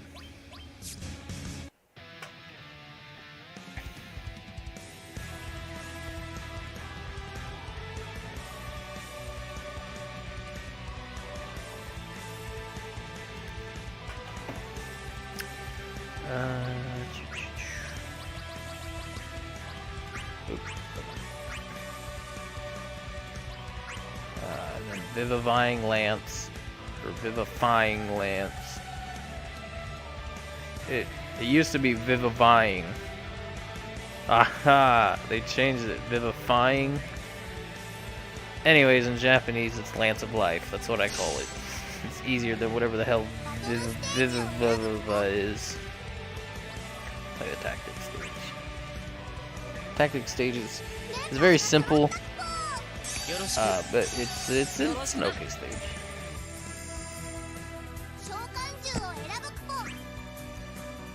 So the reason I like Lance of Life so much is because one, it's essentially her only ranged HP attack, which, you know, that's what a shoot is supposed to have, a ranged HP attack. And whenever it hits, it heals you and any nearby allies for 500 HP. Trap. That trap freezes. So it binds whoever's in it. That one, I don't know what debuff. I don't remember what debuff that one was. This one. Yikes. See? He's armored through my trap. Ah! This character is so good. Oh my god, Crystal Sephiroth, calm down. Holy crap. Alright, so yeah, this trap, it basically puts like a bravery debuff on them, so they lose bravery gradually. That orb does the same thing. Then there's this, I forget what this is called, Fluid Aura. It basically binds them on hit. I can hit somebody. There we go. See, now you can't move. Ah! Pretty free. You see, I killed this up.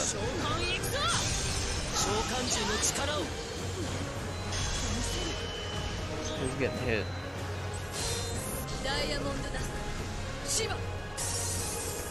So that big old trap over there that the other Ishtola has, I think that's called Spiritual Ray. That sucks. Don't ever pick that.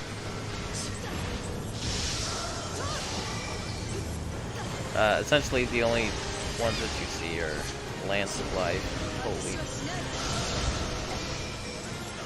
Nice. See, now you can't move. Oh wait, no.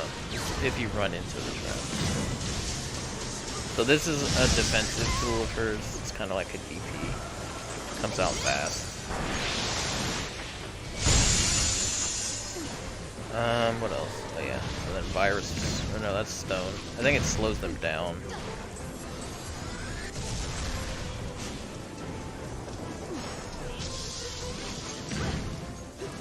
Yeah, pretty much. Every character has roughly 2 good HP attacks and then 2 bad HP attacks. Roughly. Like, Sephiroth is a, what was I gonna say? He's an exception to that. He has 3 good HP attacks. 1 bad one. Which the bad one is, Black Materia. It like drops a meteor and it's hella slow and you die anytime you use it because that's how slow it is, and it doesn't track.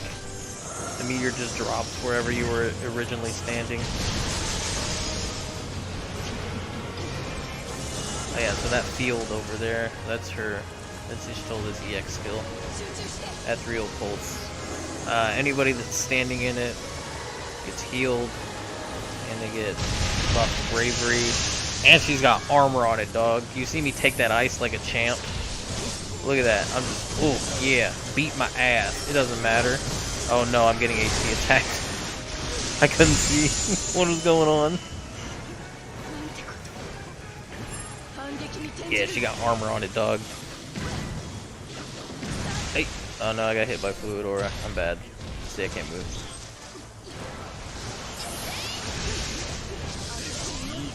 Ouch, don't do it. Oh, thank you.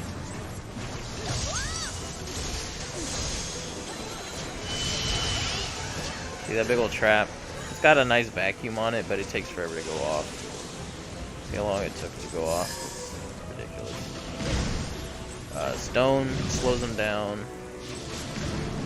Yeah, see, you move slower. You even dash slower, too. She's a very heavy debuff character. What am I missing? Oh yeah, virus.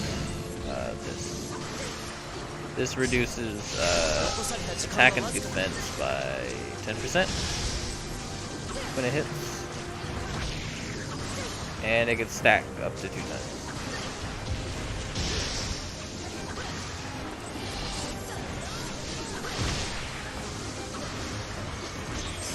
And then Ruin is just a very good rapid, multiple shot bravery attack. It's very good for destroying cores. Her Ruin and her Stone are her best core attacks.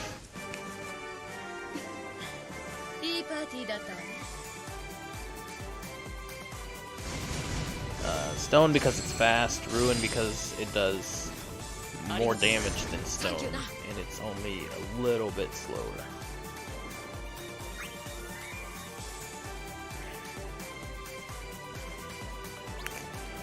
And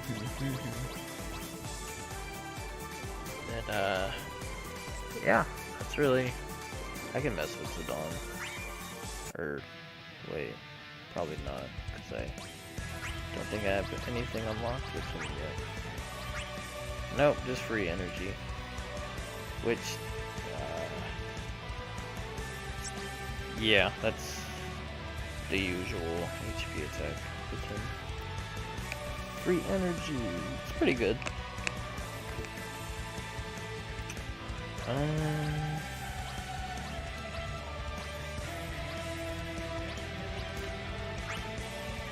Oh, I can set the time limit to a minute. Sick.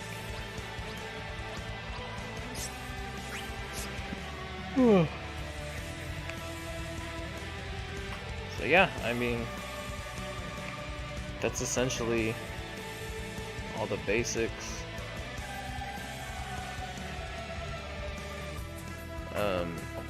Yeah, I mean, aside from like anything else that you guys want to see, I could just do whatever else.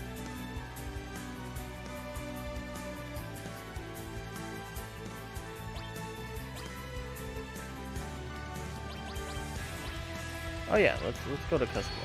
Let's take a look at that.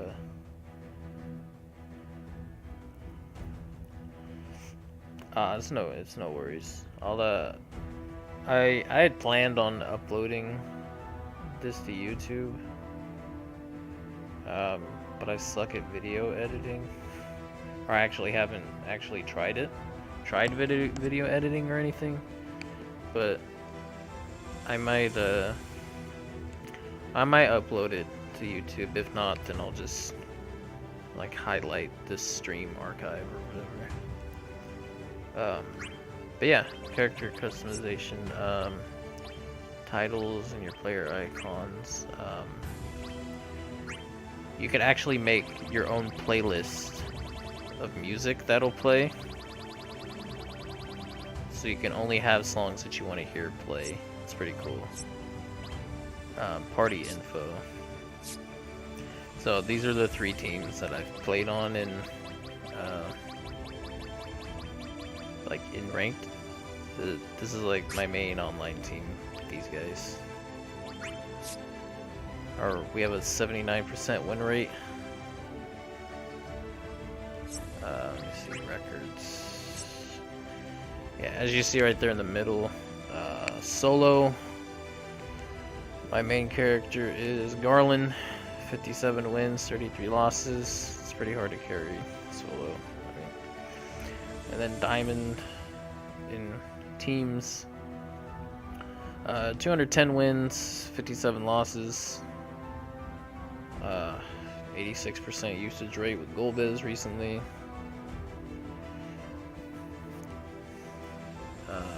Damn, I have 211 hours. Not bad. Character customization. You know, characters got costumes and stuff. These are all the different EX skill sets you can set. So these are all the buff skills, mighty strikes. You know, just increase your bravery attack power. Share bravery, split your bravery into thirds. Some people have troll builds, like with Tina or Bart's, where they have their counter HP attacks. And basically what they do is they farm bravery because nobody attacks them because they don't want to get countered and die. They essentially just farm bravery and then pop bravery share to split their bravery to their teammates. HP regen, restore your health. Mighty Guard, buffs your defense. Bravery regen gradually increases the bravery of nearby allies. That's not very useful. I see a lot of low ranked people play this. That basically because they can't hit anybody. So this is like their way of gaining bravery to kill. Revivify, it's just increases your speed. Perfect defense. You can actually block HP attacks with this, so you can guard. It's kind of interesting. I've kind of wanted to mess with that myself. Boon, temporarily increase the durations of some buffs for your allies. I don't. This doesn't. Why would you not just run an actual buff instead of just increase the buffs that are already on you? Isunaga, it removes debuffs, but nobody runs debuffs. So, and then teleport. So, like I said, invincible frame 1, very good. Primarily for shoots because they have weak defense. So sometimes it's like an eject button, like get me out of here. Mimic. I don't know why you play that. Share HP.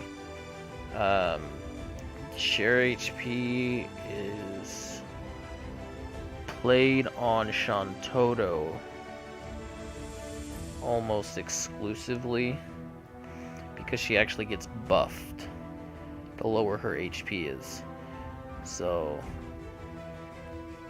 anytime your team needs HP, pop it, and then all of a sudden she's buffed. Shantoto's kind of like a high risk, high reward character because you don't have a lot of health to utilize her tools. Debuffs, Poisonga or Bioga. It's just a poison fireball. It's got a nice AoE on it once it explodes. Just reduces your opponent's bravery. That's really it. It saps their bravery. Vacuum. It makes a tornado on a location, and it basically forces your opponents to have to dash out of it. They can't walk out of it. They have to dash. So, Rend Shield, or Shield Break, right? It basically, you essentially lower their shield durability, so you can break them easier. Sloga, reduce the movement speed of struck foes. This doesn't help at all. Yeah, no, not really. Like, why would you run this over, like, Enfeeble? Like, Sloga slows them down, whereas Enfeeble gets rid of their dash meter. So this is like a better Sloga. Weaken, lower the attack power of nearby foes. Yeah, that's not. There's a dodge and a block. That's your weaken. Bravery Conduit. This is kind of popular in US. It's okay. It's alright.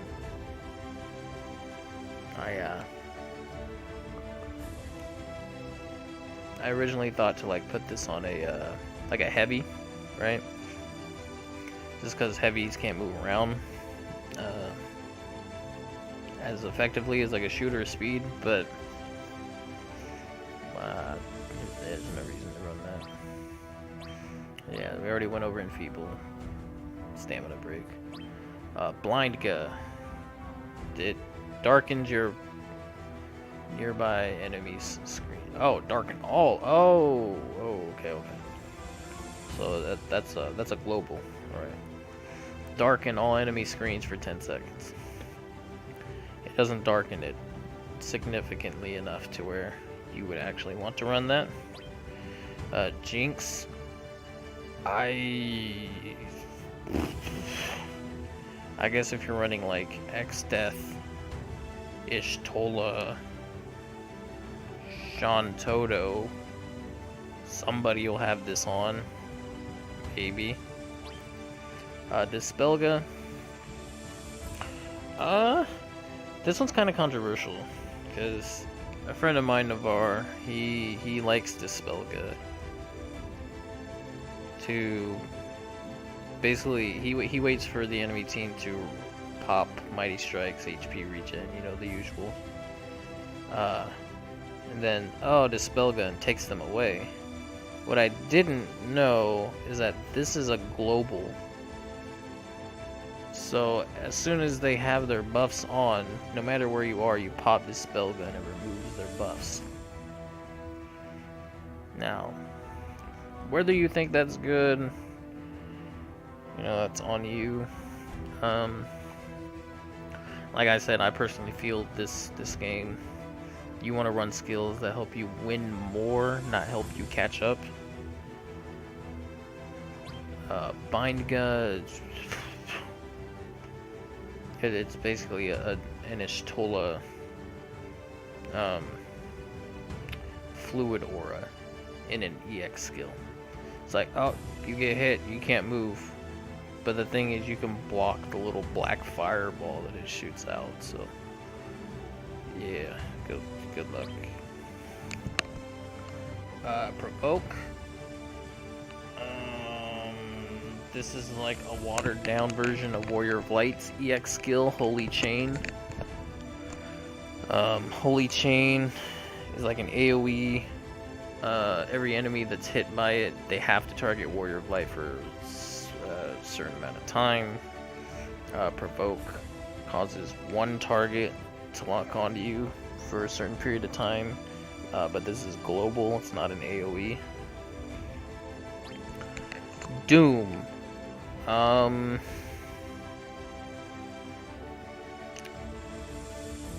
Yeah, I don't. This is bad. Break nearby foes unless they damage you within 10 seconds.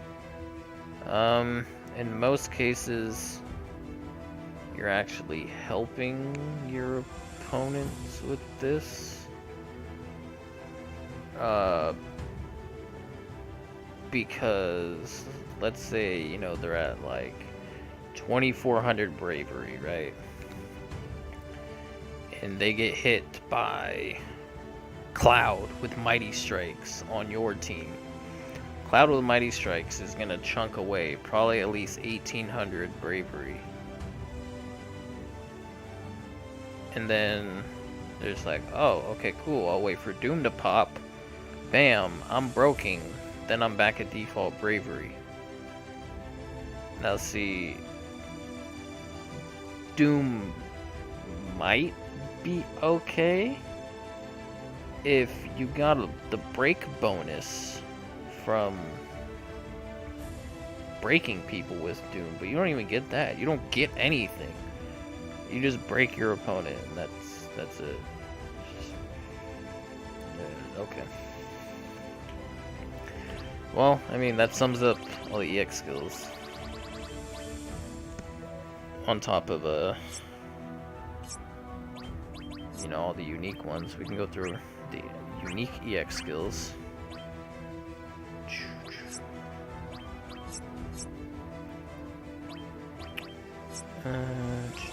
Alright, so Warrior of Light. Yeah, we kind of already went over it. Holy Chain. It's an AoE. Everybody hit by it has to target Warrior of Light for a set period of time. It's just a taunt. You know, MMOs. Taunt. Yeah, attack me. That's it. Garland. His Soul of Chaos, or in the American English version of whatever. Deranged Soul. I don't like that. So I call it Soul of Chaos. But essentially, it is a grab. You can charge it. Because Garland has a Soul of Chaos mechanic. The more he hits the enemy, basically the stronger he becomes. So Garland is a brawler. Hey, he wants to get in, stay in, get buff, stay buffed. But that's where Soul of Chaos comes in, his grab. So if you just hit it and let it go, you know, he'll grab the opponent, knock him away.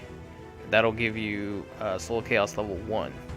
But if you grab somebody and you hold it, then you'll physically see him drain that character's soul from them for an extended period of time. And he has armor on this, by the way. So people that try to run up and like bravery attack you out of it, you'll just armor through it and continue holding that, whoever you grabbed. And then after a period of time, he'll knock them away and he'll have Soul of Chaos level 2. And Soul of Chaos level 2 Garland is where it's at. There are even scenarios where... well, actually, my bad. So, if you grab somebody, your main goal is to... You're not grabbing somebody to get Soul of Chaos level 2. You're actually grabbing somebody so one of your teammates can combo off while you're holding that person. They can HP attack them and kill them, giving you Soul of Chaos level 2 and putting your team ahead by 1 kill. And then there are even scenarios, which I've done it plenty of times, where people are trying to run from me and they're too close together. So I go to grab one and I end up grabbing both of them. So I'm sitting here chin checking 2 characters, and then my teammate, shoot type, we'll say Tina, because I played with Cosmic a little bit, drops meteors on both of them, double kill, and I get Soul of Chaos level 2. And then we just brawl on that third person and kill them immediately. Furion, blood weapon. All of his bravery attacks, and I think it's just his bravery attacks. His bravery attacks heal himself, and it increases his speed to be as fast as a speed type, which is pretty good. Like, there'll be scenarios where pop blood weapon, and then all of a sudden this dude with fucking 20 weapons is chasing down a shoot type because his speed's buffed to a speed type speed. That was a lot of speed, but anyway. Emperor, Starfall. How do I explain it? He basically like makes a like a prison, not really prison, but like a cylinder, right? And if you get trapped in it, you're just constantly bombarded by meteors that do bravery damage like on each hit. But that's not even the worst part of it. So they're stuck in that for at least 5 seconds. So anybody can HP attack them, right? But the worst part is the very last meteor causes a hard knockdown / stun. So you get knocked down, you get up and you're stunned, and then that's when people will usually HP attack you, because then Emperor's gotten the full bravery damage out of his Starfall. It's pretty good. It is kind of hard to hit, but if you're hit, that's essentially just about 1 life gone. Onion Knight, not really sure how his unique works. It is a job change, so he can change from whatever the hell he is at the start, Squire. He can change to Sage, Ninja, and I think Knight. Nobody plays Knight unless he can just change his Sage and Ninja. I don't know. He can job change. That's what it is. Cloud of Darkness. Damn, what's Cloud of Darkness? Okay, Cloud of Darkness. She basically shoots this big ass laser beam. And it does HP damage. So essentially she has a second HP attack a few times throughout the game. Cecil, his job change as well. He has invul frames on his job change, I think, and Onion Knight does as well. But whenever he job changes, he has some invul frames. So sometimes what you can do is if somebody's gonna kill you with like an HP attack, you can job change at the right time, and you'll stand through. You'll have their HP attack whiff, and then you can punish them after you just switched. It's pretty cool. Kane. Oh man, his EX skill is hella good. So his EX skill is jump. He starts off with jump level 1, and then over time it builds up to jump level 2, which is a farther jump than jump 1. Jump 1 and jump 2 do bravery damage, but then once you get it charged all the way to jump 3, then it does HP damage, and it goes significantly farther than jump 2. So what a lot of people will do is they'll save their jump 3, and then during the explosion of their summon, they'll actually convert off the explosion with jump 3, because jump has no height restriction. So they get popped up from the summon, then Kane jumps, kills that character for free essentially, and it's pretty dope. He's a cool character. Golbez, Binding Cold, creates an AoE. If you get hit, you're frozen, get bodied. He can actually charge it to make the area bigger. Yeah, it's essentially it. You can make it bigger. It doesn't extend the ice, like how long you're frozen or anything. It is pretty hard to hit if you're trying to use it offensively, but I've had a lot of luck using it defensively. And so, like if somebody's chasing at you, right? Like, let's say Tidus has this stupid, like, flip, right? Like, he'll flip over you, and then he'll kick you. That is actually, like, the perfect defensive. Binding Cold completely counters that move. Because it's probably the go-to move against shoot types. Because while you're approaching, oh, I'm going to shoot a fireball. And then they'll use that move, flip over your fireball, and actually punish your recovery. As soon as they see the line turn red, right? They don't react to the fireball, they react to the line. So then that's why you would use Binding Cold instead. So they'll see the line turn red, they'll flip over you, and you'll pop Binding Cold where essentially they flipped, but then they'll kick you from behind and move forward into the ice, and then you can follow up with an HP attack once you recover, because they're still frozen. Bart's, I have no idea what his unique is. I'm sorry for skipping that one. X-Death, no idea what his unique is. I'm sorry, we're skipping that one. Terra, Trance. She basically like goes Super Saiyan, right? And her speed is buffed. I think she might charge quicker too. But as far as I know, it's for sure a speed buff.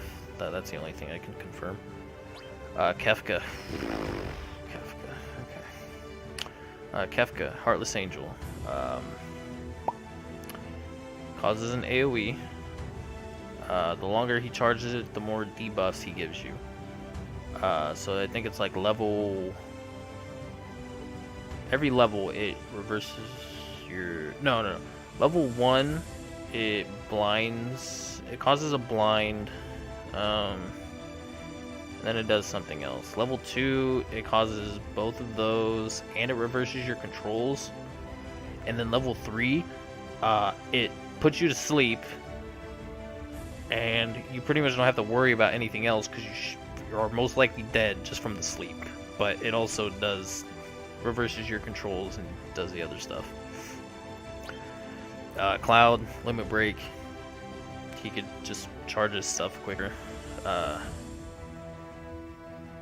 Braver, Clim Hazard, Finishing Touch, Cross Slash. Everything charges faster.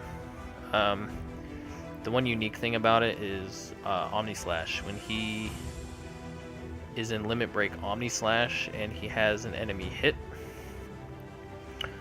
he is fully invul throughout the entire animation of his Omni Slash.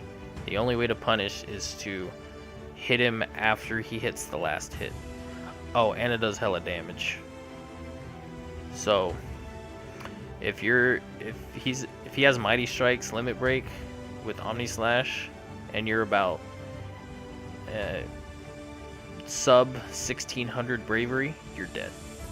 Because the bravery damage from Omni Slash will break you, and he is killing you. Sephiroth, Genova.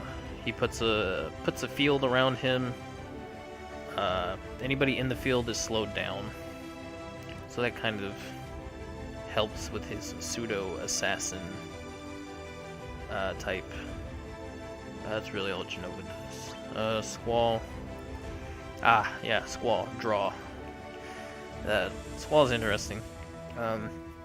So, if he draws on a speed type, on another speed type, of course, the closer you are to the person when you draw, the more significant the buff is, or like the longer it lasts, I should say.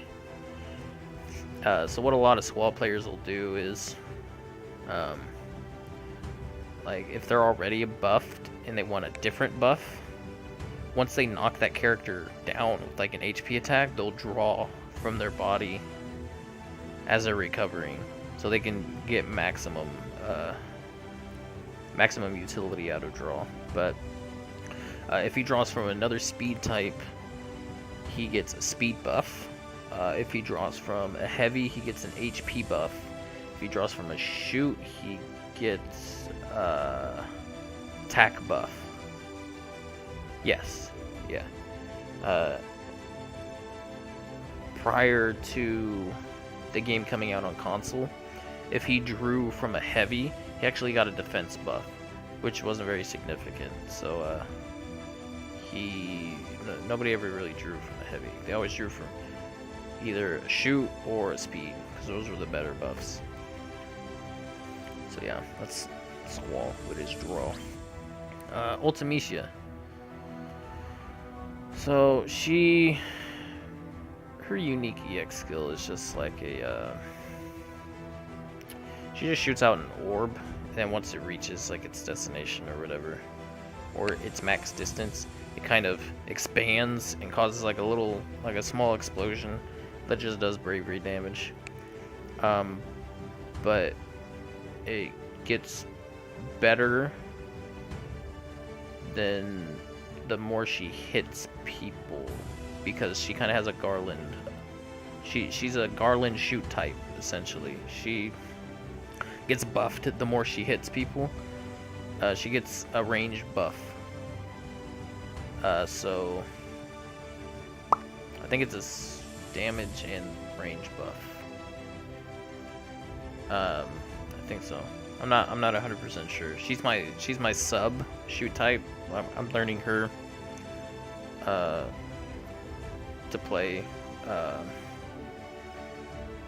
outside of Golbez. So I'm still not 100% familiar with her stuff. She's kind of weird. She seems like she lacks range, but then once you hit people, it's like, whoa, where'd this range come from? And then you're just getting chunked. Zidane. Trance. No idea. Kuja. Trance. No idea. Tidus. Quick hit. Fuck this character. Quick hit. I think he gets, it's just like a series of attacks that he does, but I believe he gets a dash gauge buff if he hits it. So his dash gauge is actually extended, and then I'm not sure if he reduces the enemy dash gauge. That is, I know for sure he increases his dash gauge. I'm not sure about the debuff though. They might have changed stuff with the recent patch too. Jekt. So Jekt is like the combo character of this game, which is really cool. His unique EX skill, I'm not gonna say what the English version is because it sucks. Japanese version, Jekt Cancel, is hella dope. Essentially, once his EX skill is active, he can cancel any of his moves into any of his moves, and it's hella sick. So you hit his neutral bravery, which is his headbutt. So like headbutt, Jekt Cancel, headbutt, headbutt, and it does hella damage, and it looks dope as hell. And then you can even like cancel his HP attack with Jekt Cancel into a bravery attack to kind of make yourself quote unquote safe if you whiff it. It's a pretty sick character. Shantoto. Giant Shantoto. That's her unique EX skill. Basically, she grows hella big, OD ass invincible frames, and you actually can't punish her afterwards. So it's kind of like a pseudo teleport, except you don't go anywhere. Oh, and she like shoots a thing out, which does bravery damage, which isn't really significant. The significant thing is she gets hella big, and she's invul throughout the entire thing. That's what's significant about it. Vaughn, I forget the name of it. But what he does is he can actually lock his bravery for a period of time. So like, let's say, you know, you're at 2800 bravery. You pop your EX skill, you lock your bravery damage. So for that whole period of time, you just chunk people for 2800 damage. The thing is, you want to use it, you don't want to just use it out of the blue. Because if you have like 8,000 bravery and you lock it, well, sure, you don't lose bravery, but anytime you get hit, you're giving the other team a lot of bravery because of how high your bravery is. You know, that damage done to you buff that you get depending on how high your bravery is. So you gotta be smart with his lightning, army of one. Hers is really cool. I like hers. She basically does a flurry of attacks similar to Tidus. She heals herself. I think it's 20 HP per hit, and it does a good chunk of bravery damage, and it can wall slam, so you can follow up after it. It's a, well, I mean, it is what it says it is. Army of one. Bravery damage, HP regain, all that good stuff. Ishtola. Yes, we talked about hers. Ethereal Pulse. Basically, she puts up this field around her and her teammates. They gain HP, and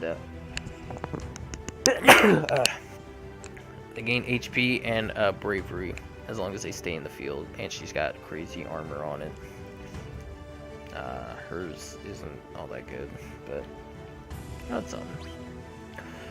Noctis. Noctis is very good. Well, not very good, but for chasing down shoots, he's pretty good.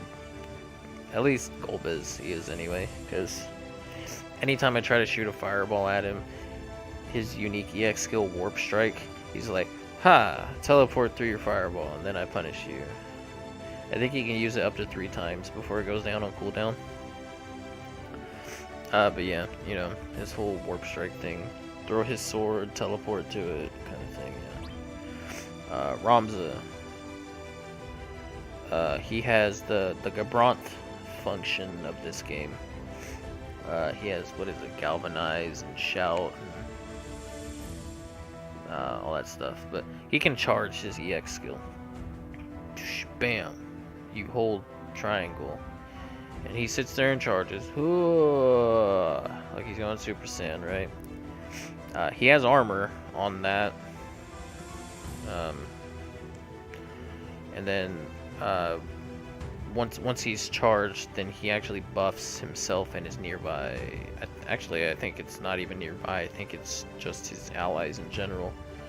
So they get bravery regen and stuff like that. I haven't messed with him all too much. To be honest, I would hit up Kizzy about Ramza. He plays Ramza. Ace.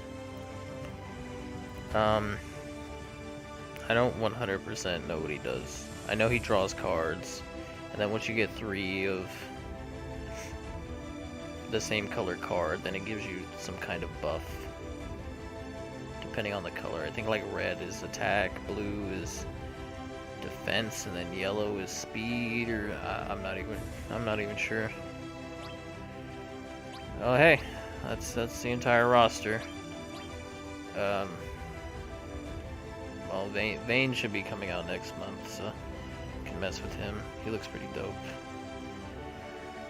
But yeah, I've gone over every class role, all the unique EX skills, all the EX skills. Gave a couple tips on defending. You know, things like target swapping. Oh, you're going to want to switch proximity target to list. That way you can effectively switch between every so you can switch you switch between all 3 of your opponents, whereas with proximity you like switch to whoever's closest. So sometimes you only end up switching between 2, which is pretty annoying, because you want to target that 3rd person to see what they're doing. So definitely change your targeting to list. That way you have better control of how to target. Yeah. So if nobody in the chat has any questions, then that about sums up everything. Dang, that actually went on longer than I thought it would.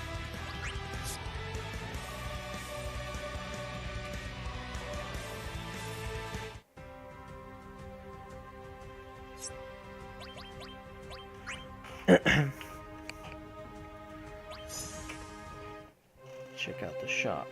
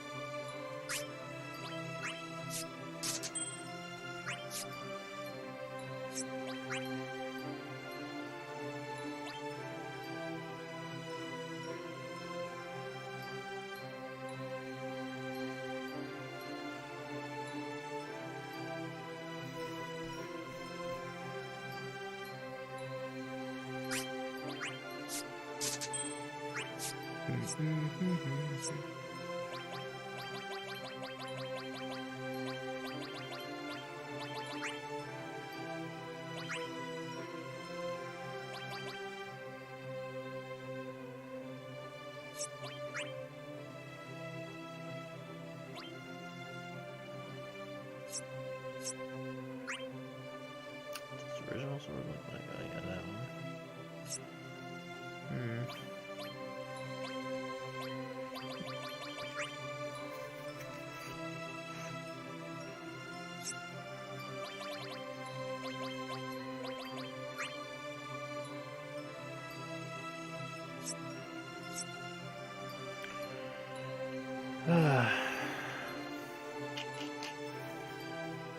Well, alright, y'all. I guess that's gonna sum up the stream. So, we'll go ahead and stop it there. I will catch y'all later.